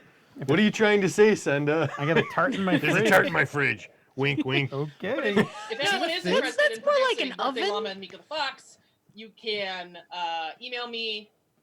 Do I have GameMaster@sassgeek.com. Oh, thanks. There you I'm go. like, Also, that one's not working right now. well, I can't use my old one because it's my dead name. I I don't have a new one. Well, I You haven't need to fixed make a the new one. email from when our server went down. Then what's our? So we don't just- have one right So now. just email Never mind. andyfox@gmail.com, which will be coming soon. That is no. You That's just not wanna tweet actually. that. Just That's gonna not wanna tweet. actually. Yeah. That's Go with- someone go with else's. Twitter. Oh, is it somebody else's? Don't do Go that. to Twitter. Go to the Crafty DM. You'll find Yeah, it. there you go. No, Just I'm do- locked down, but you know. it was very hard to find a Gmail address that she could take Yes. because they were all already taken. So no, don't email that Yeah, email. or That is they not could be us. 6 How many characters indie or more. foxes are there? Apparently all of them. Apparently, there's a bunch. At least on Gmail. Yeah. Or somebody went in there and they got all of the different forms of Gmail. All of them. Mhm. I mean, why not? Because it seems that was my reasonable. plan. That It didn't seems unreasonable, actually. I don't know why I was okay. I don't know. Yeah. Oh, what do we want to talk about now? So, is there any questions that you have for us? Thoughts. I can see the thinking over there. The eyes are squinting. It's hilarious because, we talk all the time. Yeah, Like, but she doesn't talk to me all the time or Bob all the I time. talk about you two all the time to her. Well, maybe she wants a clarification on something. Probably not. Now what do I do? You put them on the spot. I do that when I run out of things to say. I just put them on the spot. Hey, what's up for Sass Geek in 2020? Oh boy. Descent into Midnight. Yep. Into January, and In then January. this weird game I don't know anything And then about. my baby. The You're having a game baby? that Phil and I wrote called Turning Point will be on probably February and March. Seems reasonable. And then there's a current competition for who gets the April spot and May. And Like a competition? Yes. there's a lot of people. We decided against the joust this year. I mean, we're going with strict hand-to-hand combat, no weapon. You know, when you have that much demand for your show, you can just raise your rates. a Oh, little, they that's could all. fight with Just saying. knives. They have rates. I know. Do we have rates? Yeah. We have Well, yeah, we are. It's interesting because we haven't quite been at that place yet. We've been at the place where, like, slowly the requirements for being on the show have gotten more and more and more stringent, and they are probably about as stringent as they're gonna get. But we're probably gonna start hitting a point where, like, at least if you don't meet very specific criteria, it's probably going to be like, cool, it's X amount of dollars, because like we're at that point. And if we did that, then we could pay someone else to edit it. What? There you go. Yeah. I know. And if we could pay someone else to edit it, we could probably do more. 4 shows a month instead of 2, because really our constraint is that neither of us have time to edit any more shows. Which is So- very exciting. Yeah, but we would have to actually make the money to pay someone to do that, because also I'm not willing to pay someone crap to do that. I agree. Yeah, I mean, you Yeah. just said it in your Patreon, or you said it on that rate sheet. Like, if you're going to be the extra show for the month or whatever, then Yeah, you know, exactly. it's this Like amount if of you money. want in February and you're willing to pay X amount, then you get 2 slots in February that were our off days. Well, you right? do first come first serve, right? And then the second set is if you absolutely have to have that month, then Grease the here's the skids. charge. Well, you do that thing. I mean, they can do whatever they want, obviously, but with their stringent requirements, because it's about audio and games and who's designing them. Well, too, yeah. which is important. Yeah, I mean, and there's a minimum ante, right? Like, Yeah. there's a minimum Yeah, ante. there's to get on the that show. minimum. The minimum ante is that who's running it for us, because we don't have time to learn it. Good do mic. they have a mic? I have a mic on my computer. And headphones. Yeah. Yeah. My computer has a mic. Is that good? Yeah. No. No, no. I mean, Don't maybe see it you is went for them, too I think. soft. The answer is no. Bill. I like you. Yeah, I also have a professional mic, so I'm Yeah, fine. but- You said it in I it. might We were in a use something podcast talk at Metatopia, and we actually had this talk to a group of designers who were curious about going on to podcasts and stuff, and we were like, "Look, you got to get a mic. Yeah, you have to have you some can't kind say you can't say your laptop has a mic. But I can connect No. with my phone. Go away. Right. Okay. We did actually have one very good experience with a gal who recorded all of the audio directly to her phone via like voice memo or something, and then provided us with the file, and it was A+. Yeah, but because I that's was very worried about it, but it works. it was probably like an iPhone 11, right? When they probably had Yeah, a lavalier mic that came off the iPhone. Like those are actually that's actually no, pretty. she did not have any She didn't? sort of She mic just- on. Did she just like talk to her phone? Mhm. That's it. Oof. And the entire game. I was very You lucked out concerned on that about one. it, but we got the audio and it was great, and I was like, Could you imagine me doing that? Okay, so here I'm He's running fading in and Doppler out. I'm Phil. running the game, Doppler Phil is flailing like, around with the phone. and a like, oh reason- boy, we can't move because we're using the same headphone. There's a reason I got a microphone Yay. attached to Phil's chest. Yes. Right. Yes. It is also black. You know, yeah, so nobody can see it. I just so you know, when we record Pandas, he does not have a microphone attached to his chest. So I am still very familiar with Doppler Phil. The cool next step is so I have a new. I'm gonna put it in the shot right now. I got a new shotgun microphone that I've been playing around and testing with right here. That A I new what? just shotgun Shotgun mic. microphone. See this microphone right here? It's a shotgun. I just pointed at my chest and you can hear me. I'm going to get some more of them. I'm going to hang them off the ceiling, so they just kind of stick down and pick up all of us that are talking all the time. Cone of mic. Cone of audio. Yeah, Yeah, so cone of audio. they're still a little I bit cast cone sensitive, of but audio. it shouldn't be too bad. Phil doesn't move like 18 feet. He only moves like 5. I'm like an older, fatter Axl Rose. Like, Serpentine. How would you, so, Senda, Axl Rose. Thanks. Oh! Bam! Oh. Andy with the pop It's funny spleen for because the I'm New Year's. actually several years younger than her. Like when you do it, I'm just like, I don't even know what's happening. I'm just like, although, wait, I want to hear Andy finish this. Go on, Andy. Axl Rose. No, I have an actual audio question to ask Chris Oh, that's about important. the microphone. Sure, go ahead. He's a very important musician. Do they I think he's Do it up. do they how are they in terms of picking up room noise? Because like if I put my Yeti out, it'll pick up way more stuff than this mic. Yep. It won't be as directional, but it also picks up like everything I don't want it to. I mean, shotgun mics are intended to be hyper directional, so it's really just picking up me, and it'll pick up room noise, but not nearly as much as you think not nearly as much as your Yeti. Okay. I mean, So you basically have something like this, and then you're gonna have it come down from the ceiling like at people. yeah, I mean, I'm actually just gonna have them hanging off the ceiling, pointing down at us because of the cone. It's like think of a cone of audio picking up in front of like us. That's where I'm gonna have the thing sticking. It's cone breath weapon, 10 feet. Yeah, pretty much. That's 10 feet. exactly Yeah, what nice. it is. That's going to be my new setup for both the Misdirected Mark Show and the FM Gamers. It's eventually when I can afford it. I need another $150 to finish putting it together. We can do that.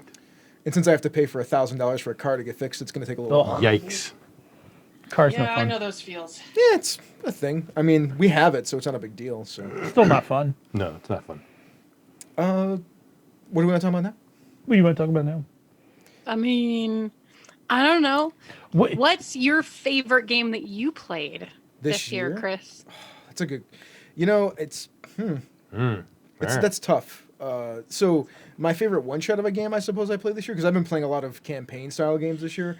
But like For the Queen's an amazing game. For the Queen is definitely Yeah, it love is. It's wonderful. Are they paying for all this advertising? No, They we don't give it away for free. They don't have to pay for stuff that's really that good. Like people should just go buy it and play it. You can get it for $17 on Amazon still. So go do that. It's a I low play tested buy-in. the Ditch Lilies. It was fun. And that was super alpha. Like, It was it's so super much duper better. alpha. Yeah, it's better now. Yeah.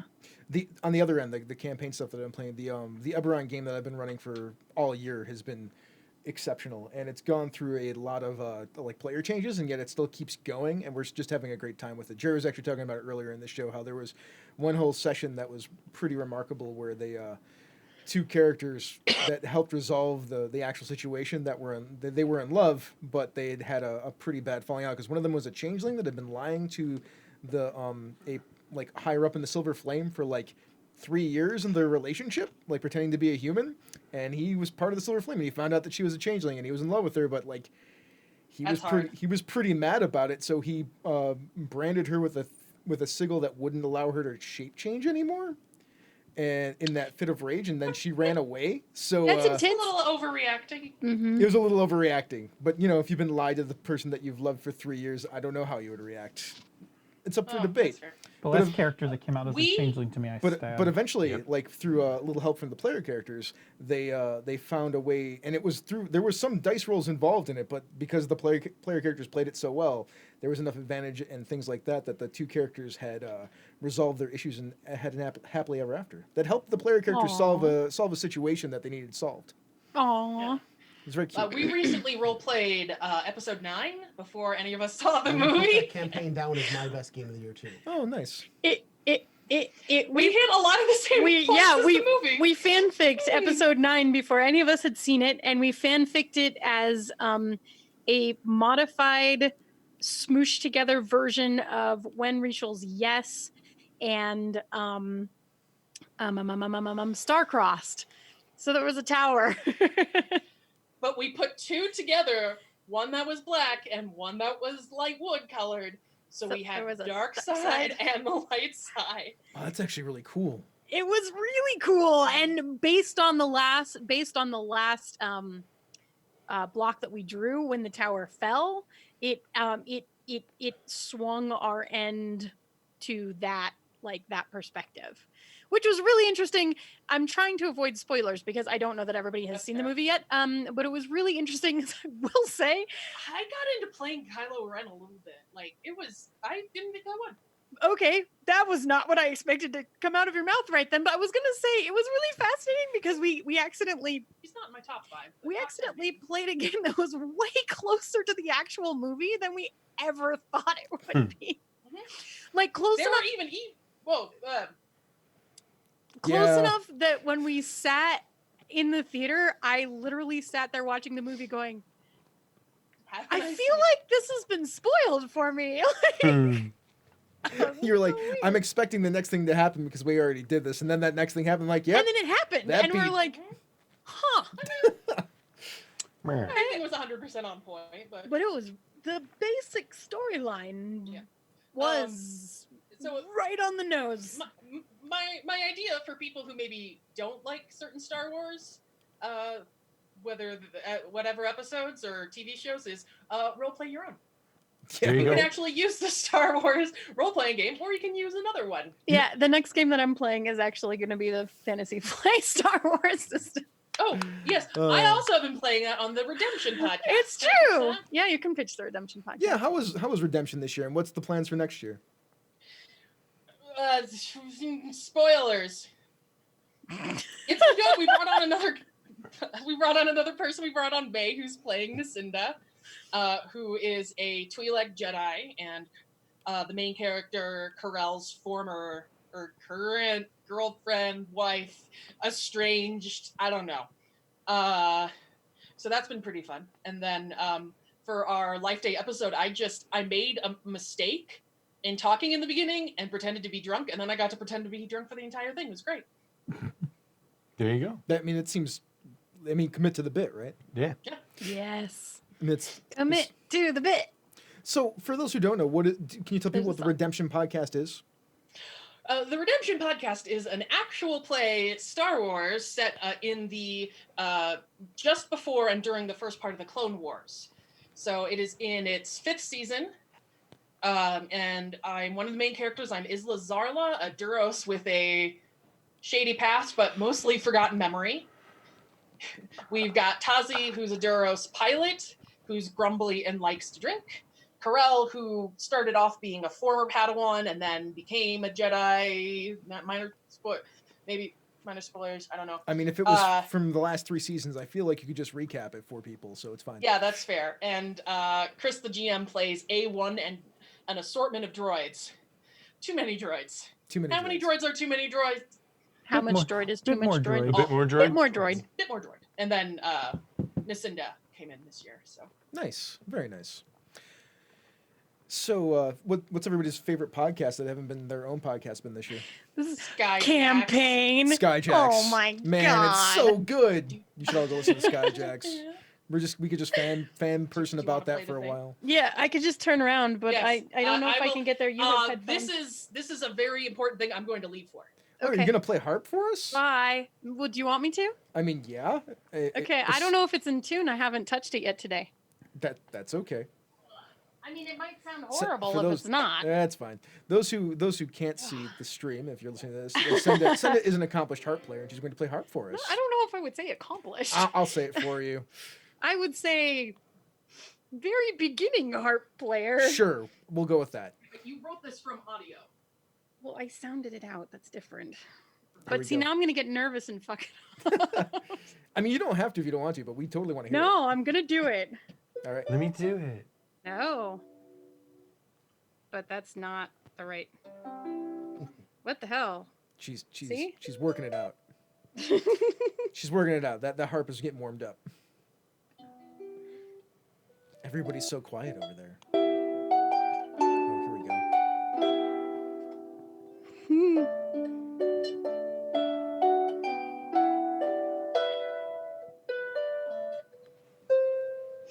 Seriously, I'm nervous I don't play for people. It was very nice. Not done yet. I know.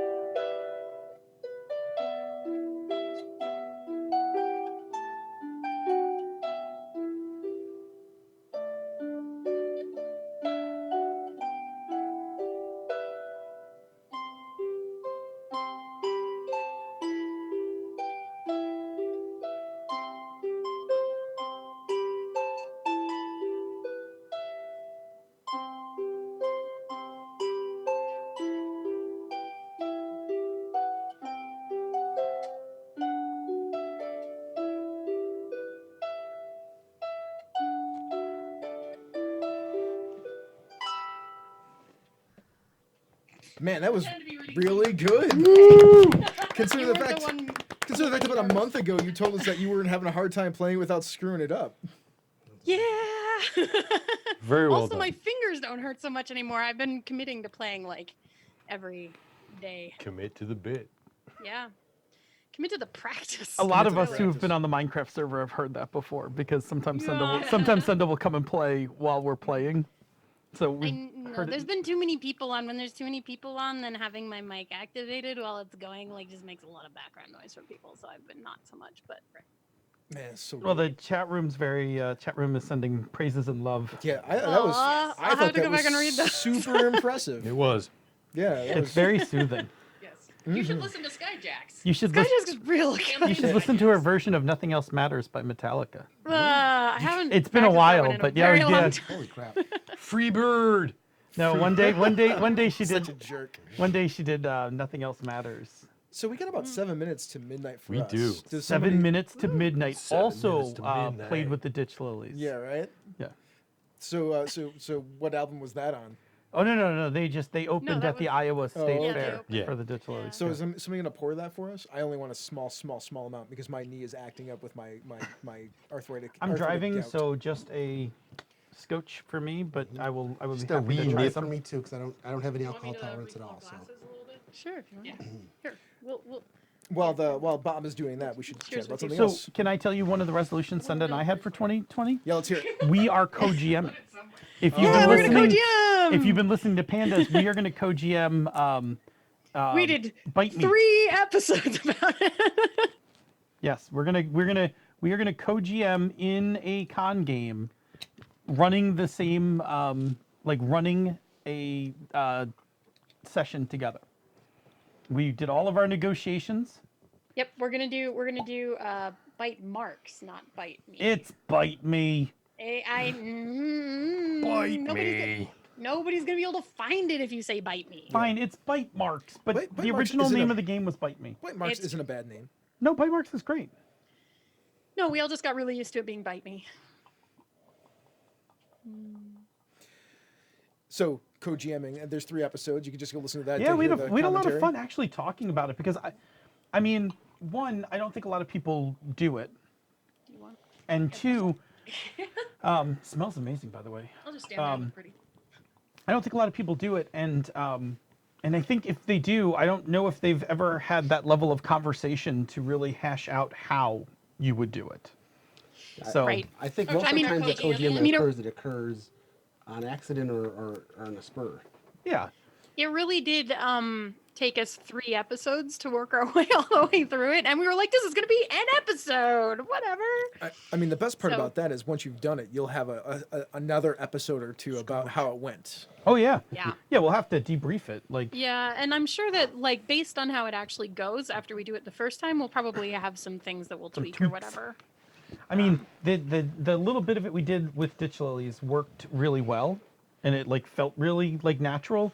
That did. I think a little practice. I think we could be. I think we could be really, really good. And it would be a lot of fun. Like it would be just a lot of fun to have people sit down and be like, "Hi, we're your GMs." Like, Yeah. I am, 2 heads are better than 1. as far as like gaming resolutions two for the beavers. year, I don't know if I get the beavers beavers are are better than one. I don't know if I actually get to talk about mine much this year. Like I'm gonna finish writing a game. I think probably for the first time ever. Like I've actually started writing and then just threw away like a good dozen role playing games. I know. But this one that I've worked on, like as soon as I showed it to people, everybody liked it. So I'm like, and you better do something with it. strange enough, that matters to me. Like I didn't really care to finish something. I'm like, I'm not super excited about this, and nobody else is. That doesn't mean anything. I've to never me. not Yeah. enjoyed a session of one that we played. There have been ones that we've played different settings. I liked them all. We had our wuxia Asian slaw as which I would never run in public, but No, it's no. perfectly Yeah. fine to run it was behind among closed friends. doors. It was. I mean, it's not a setting that we could commit to in any way, shape, or form. But it was very wuxia, and it worked great there. And we did a very pulpy one. That one worked out really good as well. Like, it's good. I don't know. Like, it was really good. Like it's funny because I know you. So I know the games you play, I know the games you like, but I've sat on the mics with you for years. Yes. So I can see all of the like I can see all the DNA in this design, but it's all the same DNA I like. So for me, it was like, well, I know where this came from and I approve. I just distilled a bunch of stuff that made sense. Yeah. to me. I mean, it's got all the things I like. You know what? A lot of, I mean, we got 2 minutes to midnight, but for me, a lot of it is I just was like gonna say, you guys, when do we start the countdown? Do you When have it- a clock when so it that we says- can actually I count it actually in? don't have a clock. We're not going to start at It's just I mean, we're gonna not gonna start turn 2 midnight. minutes too. 180, 179, 178, 177. You know what? This is what I'm going to do. I'm going to put this on a 60-second timer for when it actually clicks over for me for 11:59, as I'm watching my clock. I was gonna say, I'm surprised Chris Watching doesn't your have a what? clock. With an Clock. L. Clock. Yes. Yes. Clock. Clock. Yes. Okay. I didn't say cock. I did not say yes. cock. And, I wasn't. I was talking about something. I'll finish talking about it after Leave that New job Year's, I guess. to me. But no, unfortunately, too many copies might have came to college. No. So No, don't take claim to that. I get called out for like jamming around games a lot, even though I don't necessarily Not jam around games. through. Jamming through games.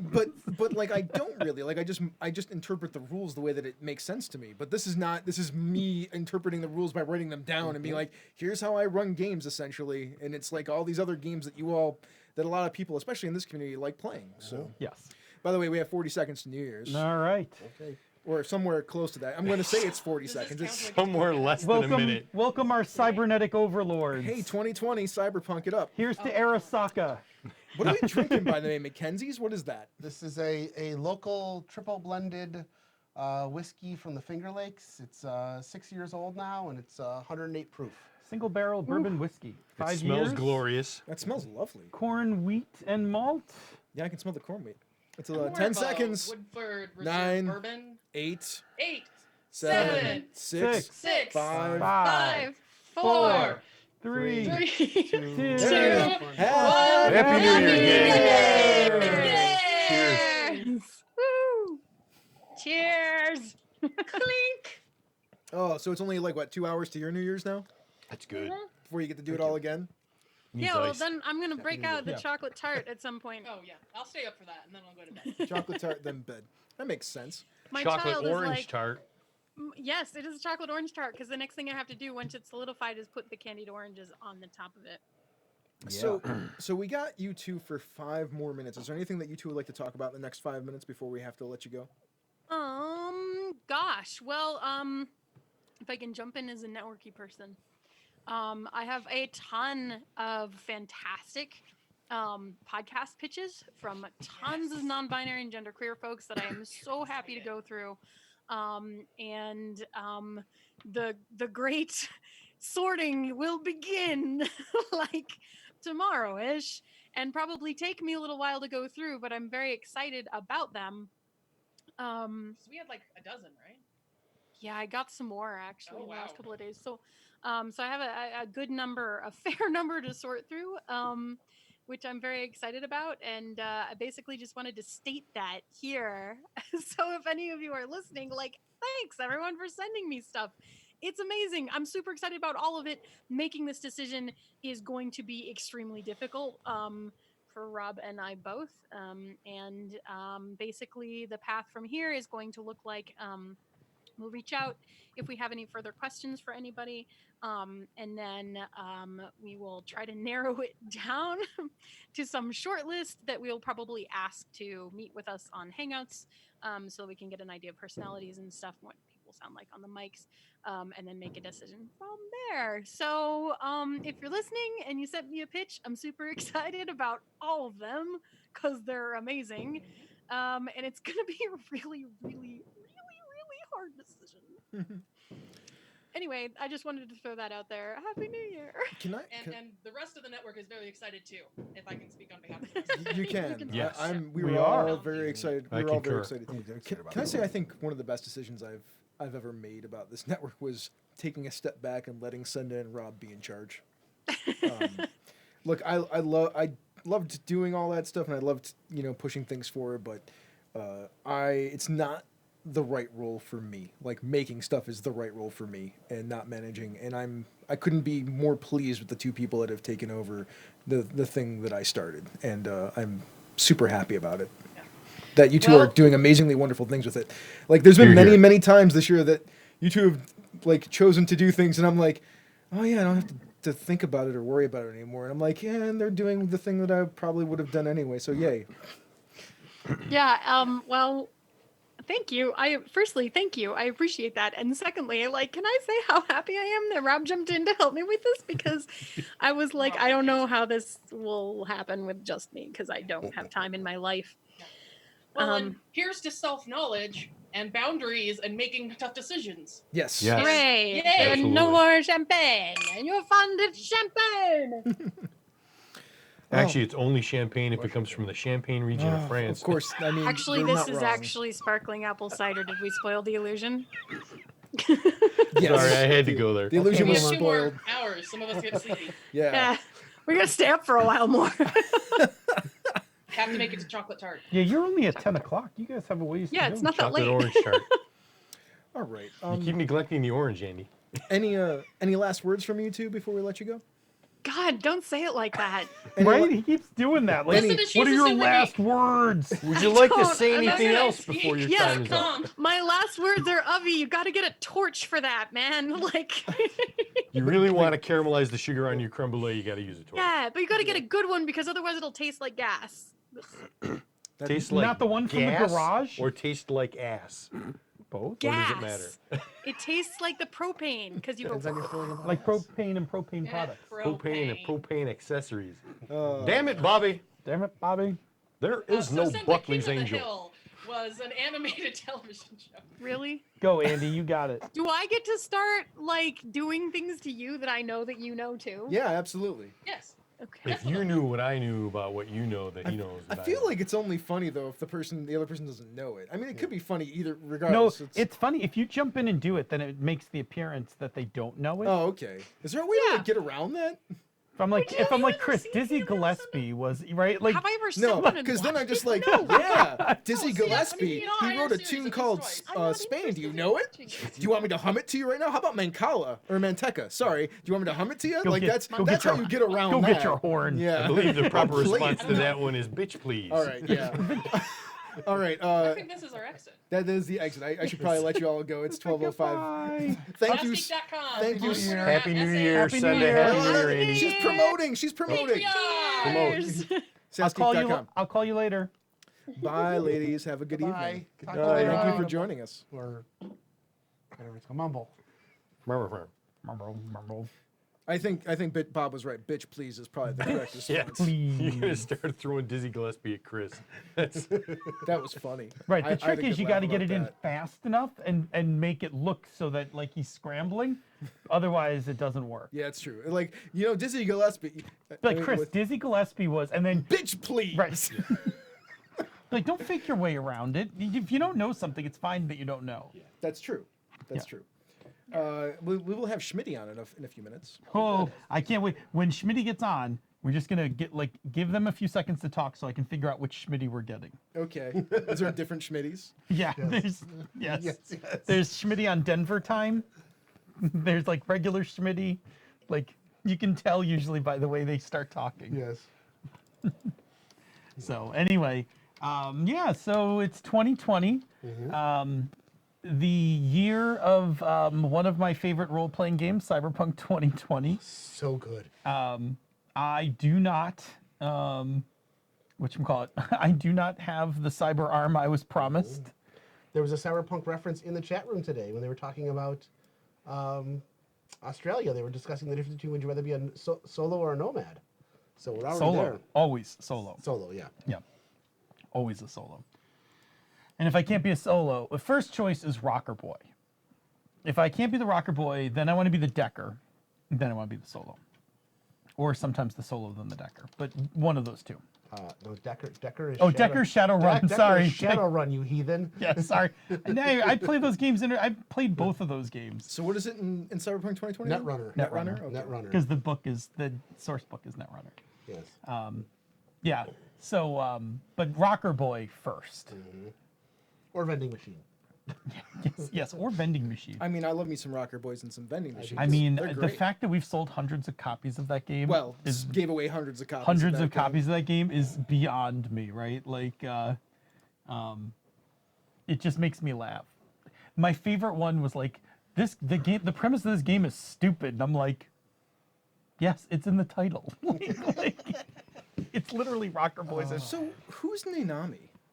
Oh, I think that's one of Senda's friends. Oh, okay. I believe I know who that is. All right. I was wondering because I think I saw that maybe a couple of weeks ago in the chat. Yes. Yes. It's not good to have you here. Yes. I believe that's yes.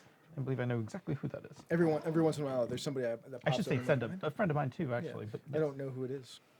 And yeah, former coworker.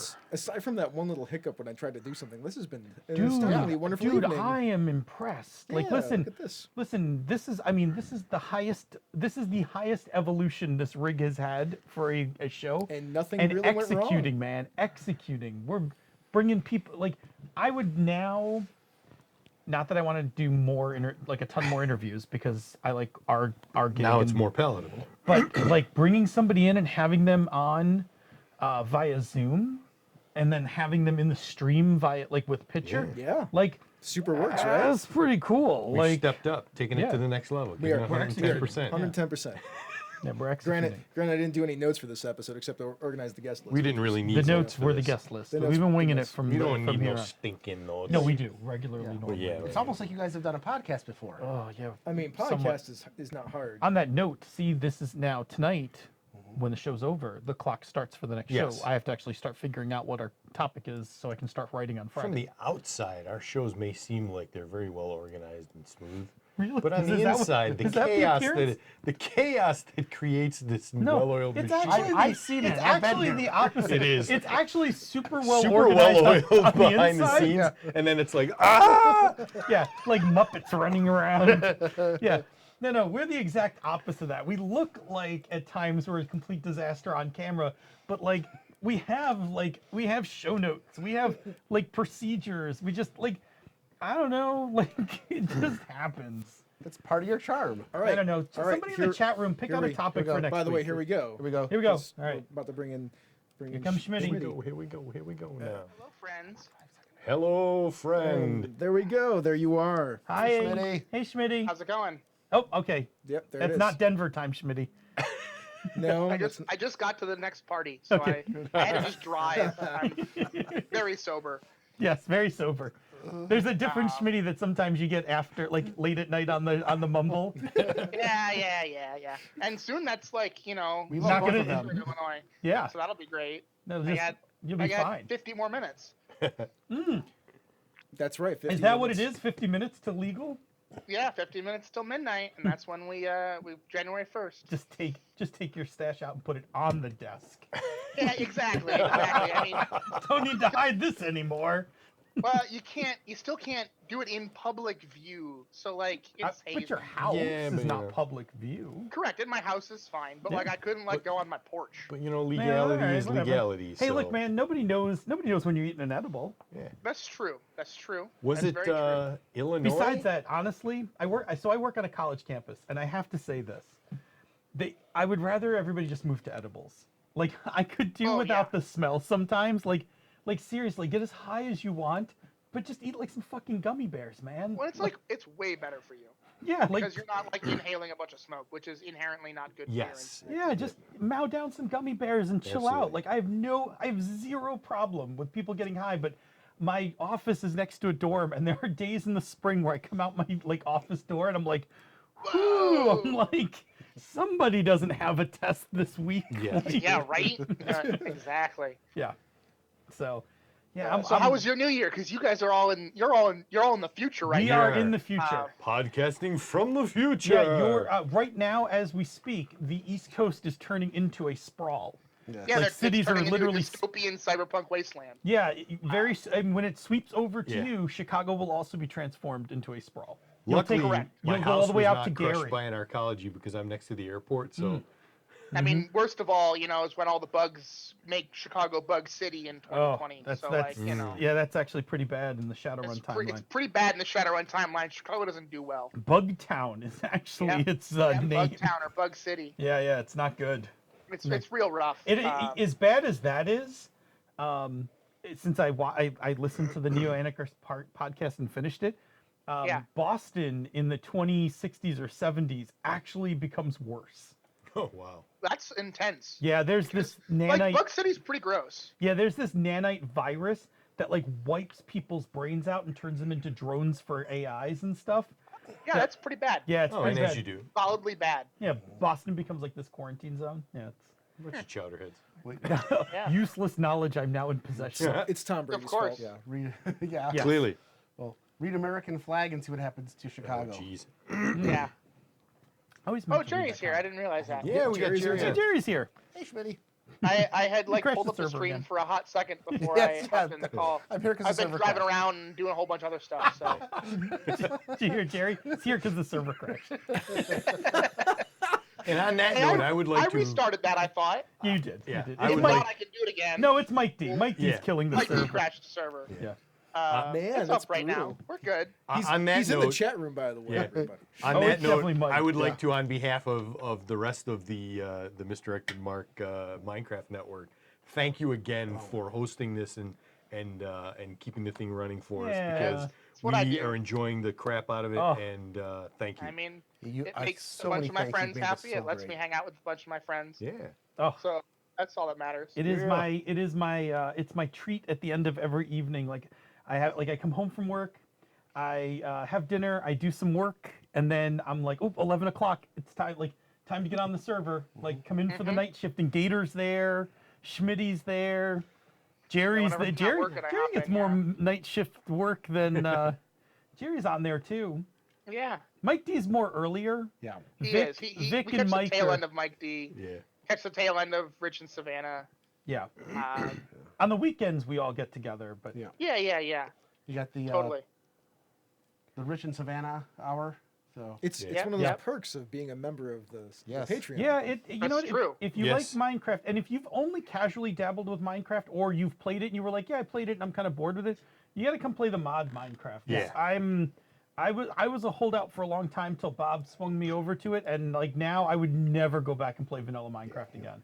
And you know Well, what? Even if you don't the play chat room is Minecraft, saying that Andy is also on there in the leadership absolutely. with us. Yep. Although she's been playing Stardew Valley the last couple times. She's been Which I on. is mean, I've been been playing amusing. Rocket League Yeah. a bunch, so I can't really And- condemn playing other games while hanging out in the mumble.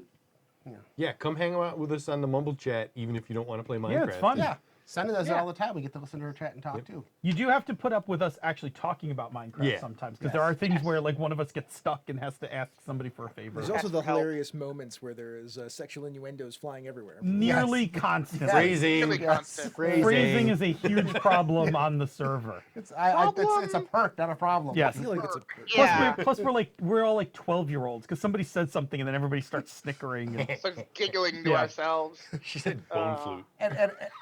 And occasionally education too. Sometimes it's like, what does that mean? So that's yeah, not and a it's like, problem. well, okay, let's explain that. Yeah. But we're very polite about it. By the way, do not look that up on the internet because you'll be. Yeah. Do not Google shocked. that. Do not. Don't Google. So let me rein in all of you folks Yes. that are. Okay. That are Yeah. I'm okay We with the hang out a lot, conversation. right? Yeah, Yeah. you can tell, right? Yes. Yeah. Yeah. So what are your resolutions for the new year then? I don't really have any because that's too much of a commitment to deal with in my life. That's good. That's good. I'm fine with that. Yeah, I'm sticking with that one. So your resolution is to have no resolutions. Be gay, Correct. do crime. Correct. Yeah. Exactly. My resolution is to have no resolutions this year. There you go. You're already winning. I'm already winning. You're ahead of the people that are going to go like a month and then blow But their Schmitty resolution out of the water. plays a metric ton of board games. Yes, I she do. does. I have now filled 4 shelves of my shelving unit with board games as of Christmas. What was So, your winner for this year? What game really rocked you this year? I mean, I'm trying to think of what came out this year that I've been playing a bunch of. Doesn't have to come I've out this always year. I've always loved some Terraforming Mars. It's always a fun The one. game is amazing. I've played It's so so much of good. it. Did anyone get it on iOS yet? I- I know I have- Sullivan did. Me I and have me and not. Jen have been playing it constantly. On I need some iOS. help with it. I'm not doing Is very it on good. Android yet? If it's on Android, I'll play it. If I it's on iOS, I don't have that. I don't know if I don't it's have on. one of them. I don't know if it's on Android yet or not. I played one or two Um, games of it on iOS, and I think I have to understand this game better. Like I didn't do very good. Sure, we can sit down. We can talk about Yeah. this. Yeah. I'm pretty decent at it. I could use a little schooling on Little Terraforming. coaching there. I would like some other games. Like I need Azul to come out on iOS. That's, It's on Android. Yeah, It's on the Google that. Play Is it? Store. Okay. I got that for Jen for Christmas. We played some Azul. Azul's Azul fun. is so good. Mhm. Azul is another winner. There's a game called Quacks of Quedlinburg that I have just recently been introduced to, and I'm really liking it. You're a bunch of like hack potion makers in a potion making competition. You have to like prevent your pot from boiling over. It's like a push your luck bag building game where you're picking random. That sounds tokens out of a awesome. I'm bag. already liking this game. It's so fun. And like if your pot boils over, you get some negatives, but if you manage to keep your pot from boiling over, you do better and stuff. It's a really fun little board game. That's just kind of silly, and you don't really have to. It's not too intense, you know. It's really good. Interesting. You know what I want to get my hands on that I heard came out? I didn't know that there was a 2019 reprint of Dune. Yes, there was. Oh my! Tom Flanagan from the Knights of the Night and the Wednesday Evening Podcast All Stars told me about it. Him and his kids have been playing it constantly. I'm like, oh my god, that sounds amazing. It was. I played the original Dune board game. One of the guys in our group had got a hold of it, and we've been playing. We played it once or twice, and it was really a good game. And from what I heard, the reprint is nothing but an art update. Like all the rules are pretty much as is. They just couldn't get the rights to a bunch of the art, so they just re-arted it. Because they did that version of that game called Rex a while ago in 2016 or 2015, which is essentially the same rule set just with a different skin. With different skin on top of it. Yeah, but it was all the same rules. So I guess that rules were that good. So it's a very good game. I mean, I played it probably 9 months ago, so I don't have a super firm grasp on the rules at this point in my brain. But it was a really fun one. I really enjoyed it. Eric Farmer tried to get me to play it a whole bunch when we were at Gamehole Con, but it just the timing never worked out. Yeah, I mean, is it like a 2.5 to 3 hour game? It's a long game, if not longer than that. When you play like a full table of 5 or 6 people, it can get long. If you don't want to play Diplomacy, but you want to play something like Diplomacy, then you play Dune. Yeah, okay. Dune was good, and I don't like Diplomacy. So like, I don't know what it is about Diplomacy that I really don't like, but I'm not a huge fan. I just want to play it once to say that I played it. You know, I will play Diplomacy. Like, listen, now that I know what the game is, like, I'm not gonna get like I can go in consenting. Like, okay, there's gonna be a whole lot of betrayal. I'll live with that, right? Like, there's a whole bunch of betrayal in that game, and like, I don't know. I feel like it's so hard to actually have a mechanical advantage to like, if you're not just smooth talking, like you don't actually get anywhere. No. And yeah, like, the whole game requires you to get other people to do shit for you. Yeah, and I find that very interesting and weird because like you actually have no way to convince them to do that because you actually you're not actually better than anyone. Yeah, you're not at anything. You're not better at anyone. You can't actually force them to do it. So you can have all the agreements and then everyone goes and writes their orders. You have no idea what people are writing. Yeah, it's essentially no idea. It's like a social deduction LARP. It's not even a LARP. It is in some way. It is, and it is like you're basically like fielding the best deals. Social manipulation LARP. Yeah, because you're not really deducing because you have no fucking clue what's happening. Oh no, not at all. And then you're just hoping for the best. Like, well, I hope I get that food so I don't starve. Nope. And Chromatic Chameleon says diplomacy sucks when you're outside of the clique that is the majority, and I would almost disagree to say that like diplomacy sucks when you're outside of all the cliques, which happens in odd player count games sometimes.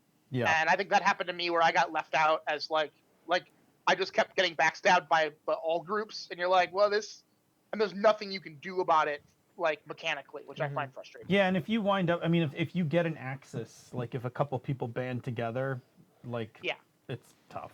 It's like if somebody takes Australian Risk, right? Like exactly, and they just like hunker down for Australia. Another game I don't play a whole lot of anymore. I hate now that I Risk. really think about it. Yeah, well, I'm no, not a fan of Risk. Risk has been or replaced by better games. So I guess there's a reason I don't play Risk anymore. Yeah, for that reason. Yeah. We did a charity thing in our office where, we had a sponsor family. We bought gifts for the sponsor family. Sure. And so on the list was there was like a whole list of things, and people were checking them off. And at the bottom, it said family board games. And I was like, whoa! Before any of you put your name down, I'll take this one. Yeah. Now there's one other person in the office that I could almost trust to do this, but he plays like hyper competitive board games, like and that's a whole different ballpark. Right. Like he goes to what is it, BGG Con, and like he's ranked. I was like, no, I'll do this. I'll take care of this. So I came back with Ticket to Ride. Yeah. And then I told my coworkers, I'm like, look, if you have a copy of Monopoly in your closet, throw that out. Buy Ticket to this. Ride. Yeah. I'm like, one, you're playing Monopoly wrong. Yes. They're like, how do you know? I'm like, I know you're playing Monopoly wrong. I'm like, because no one really knows how to play Monopoly because everybody learns from their uncle who never knew how to play it. All I gotta do is ask 2 questions. It's like, what happens when you land on free parking? Right, and what happens if you don't buy that property? Exactly. Right. And then you'll know if they're playing it right or wrong. Right. So I was like, you just get yourself Ticket to Ride. Shouldn't say right or wrong if they're playing it according to the rules as written. Correct. Yes. Orthodox. That's true. Yes. But I was like, get yourself Ticket to Ride. One, you can play this game both competitive and casual. Oh yeah. Like there's a way to play it competitively where you're screwing each other and taking routes, and there's a way yeah. where you're just like, I'm building my routes and I'll just see at the end if I get enough points. Yeah. It works both ways. The replayability of that game is fantastic, and it's a fucking classic, man. I love. And if you get the 1910 expansion, the game's like. And it only takes 45 minutes to play. Yeah, and it plays in a reasonable amount of time. And I played You've never played on Ticket my to Ride? tablet. Nope. Oh, what a great game! What were you saying, Schmitty? I play Ticket to Ride on my tablet a lot. I have it on Android, Yep. and like it's my I'm on the airplane or I'm bored at work or whatever, and I have some free Toot, time. toot.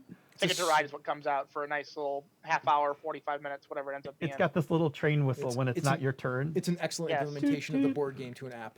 It is excellent, and actually, it's really good. I've played.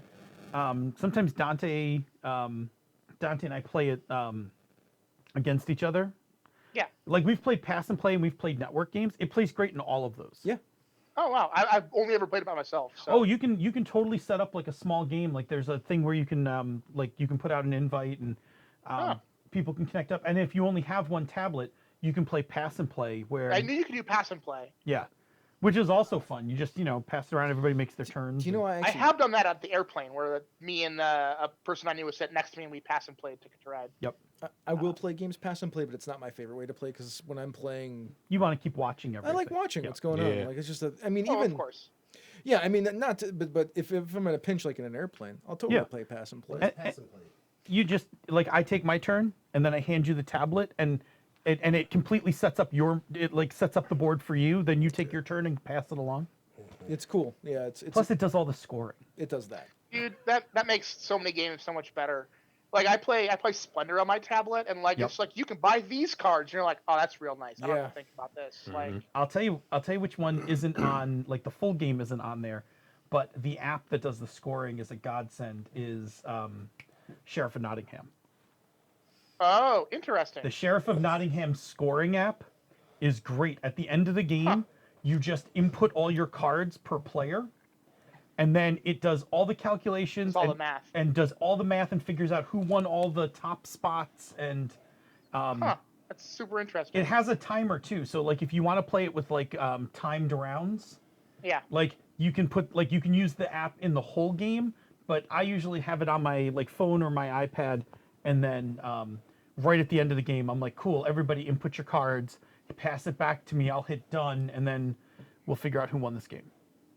Talking about board games that use apps, the XCOM, the board game, which I've talked about a couple times, I know with you guys, is like half app-based, half board game-based on the board. It's fun. And that game, there's a weird timed phase to it. It's really intense. It's super fun, though. It is really good time. I like it. It's all co-op. I love it. I remember that. Have you played it, Chris? Yeah, my friend Dave has it. I've probably played it 5 or 6 times. It's really enjoyable. I mean, I've probably played that game 24 times. We love that game. If I had it in my collection, I'd probably play it more. Do you know what board gaming app has aided my parenting immensely? Schwazi. Oh yeah. When my kids are like, who gets to sit in the front of the car? I'm like, Schwazi for it. I just put out the phone. They put their fingers on it and wait. That's like setting up the "Who Wants to Touch My Schwazi" shtick that we do sometimes. Let's not tonight. I know, but it's so good. Like for parenting, it's so good. Like if you have multiple kids and they're fighting over stuff, that app's great. It's like, look, I'm not picking favorites. Everybody, put your finger on the phone. Okay, you get to sit in the front. And then after Schwazi picks, you just go, "I have spoken." Right.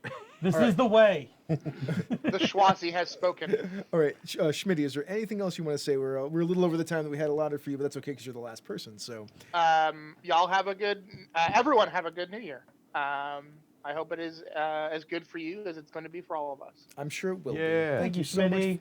Thanks for coming out. Talk to you tomorrow. Yep, I'll see you guys on Mumble at some point. All right, Happy New Year. Happy New Year, Smitty. Bye-bye. Bye. All righty.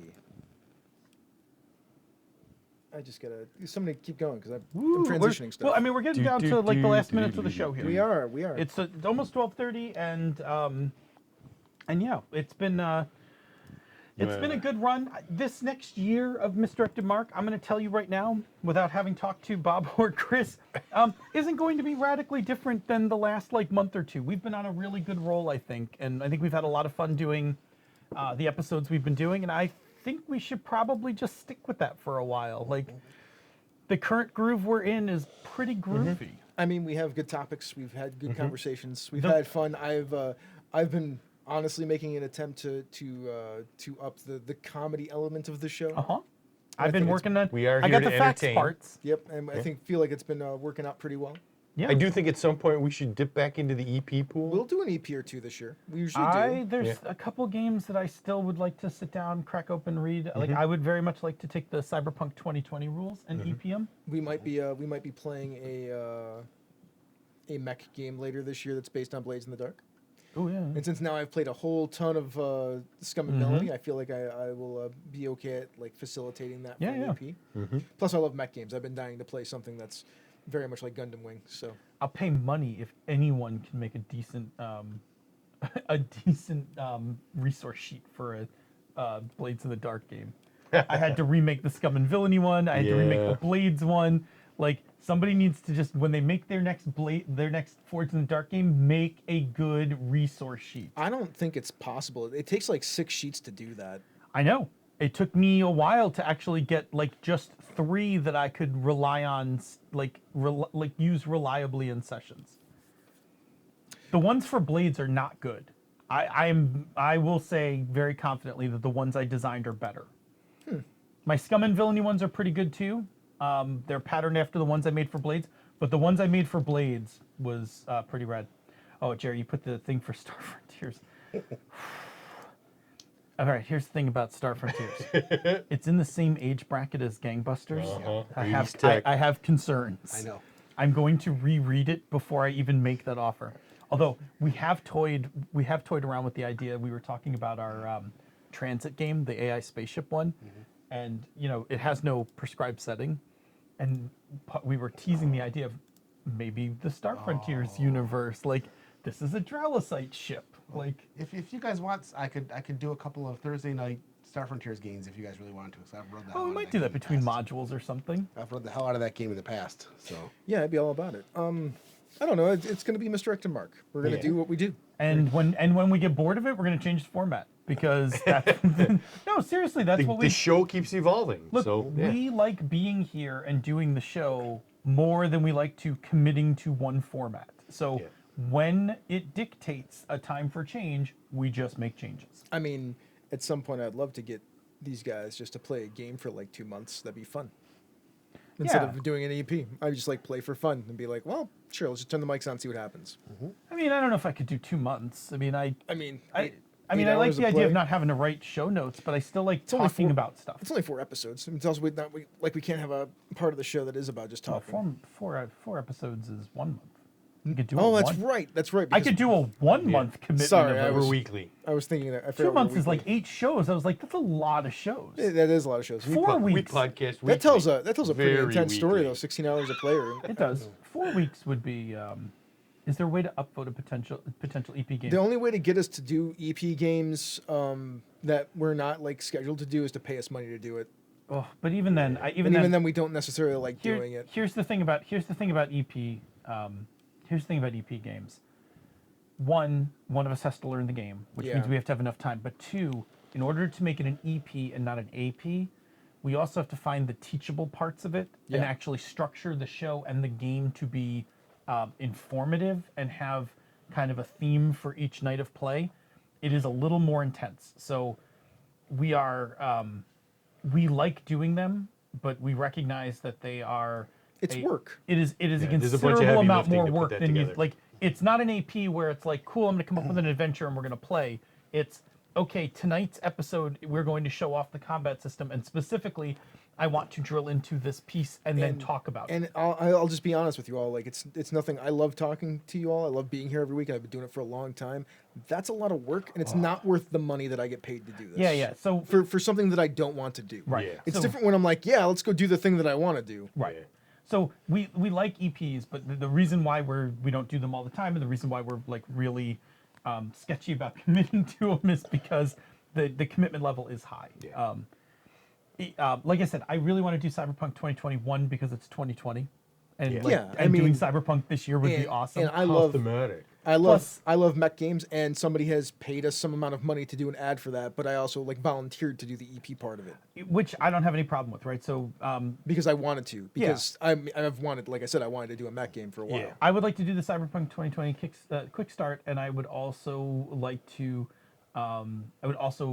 somehow arrange to have Mike Pondsmith on the show. Oh, that'd be cool. Also, if you have an EP that you'd like us to do, and you've been a patron for a very long time, feel free to suggest it to us. Yeah, you should send us it via Patreon or email to us so that we see it. And we will definitely consider it, because that will hold some weight if you're a patron. Yeah. Like Avi, if there's a game that you want us to EP up, like, you should tell us, and we'll try to we'll do the best we can to figure out how to put it in there. Like, you've been a patron for like for like 5 or 6 or 7 years. Yeah. Like, you've given us a lot of money. Like that holds some weight. Mm-hmm. So there you go. That's the best I could say about that. Yeah, absolutely. Right. And again, the other alternatives are there probably be things that we are, like I said, I want to run a game a quarter for Misdirected Mark, probably patrons and then listeners. And like, I could be like, that's a different level of commitment in terms of games than doing an EP. Yeah.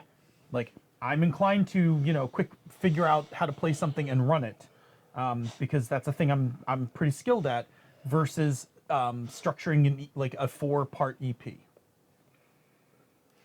Have we?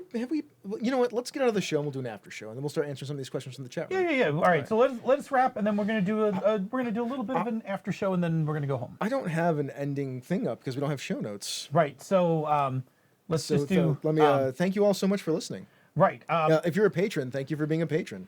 If you if you are free Tuesday evenings, normally at 8 p.m. Eastern, 6 p.m. the Queen's time, you're welcome.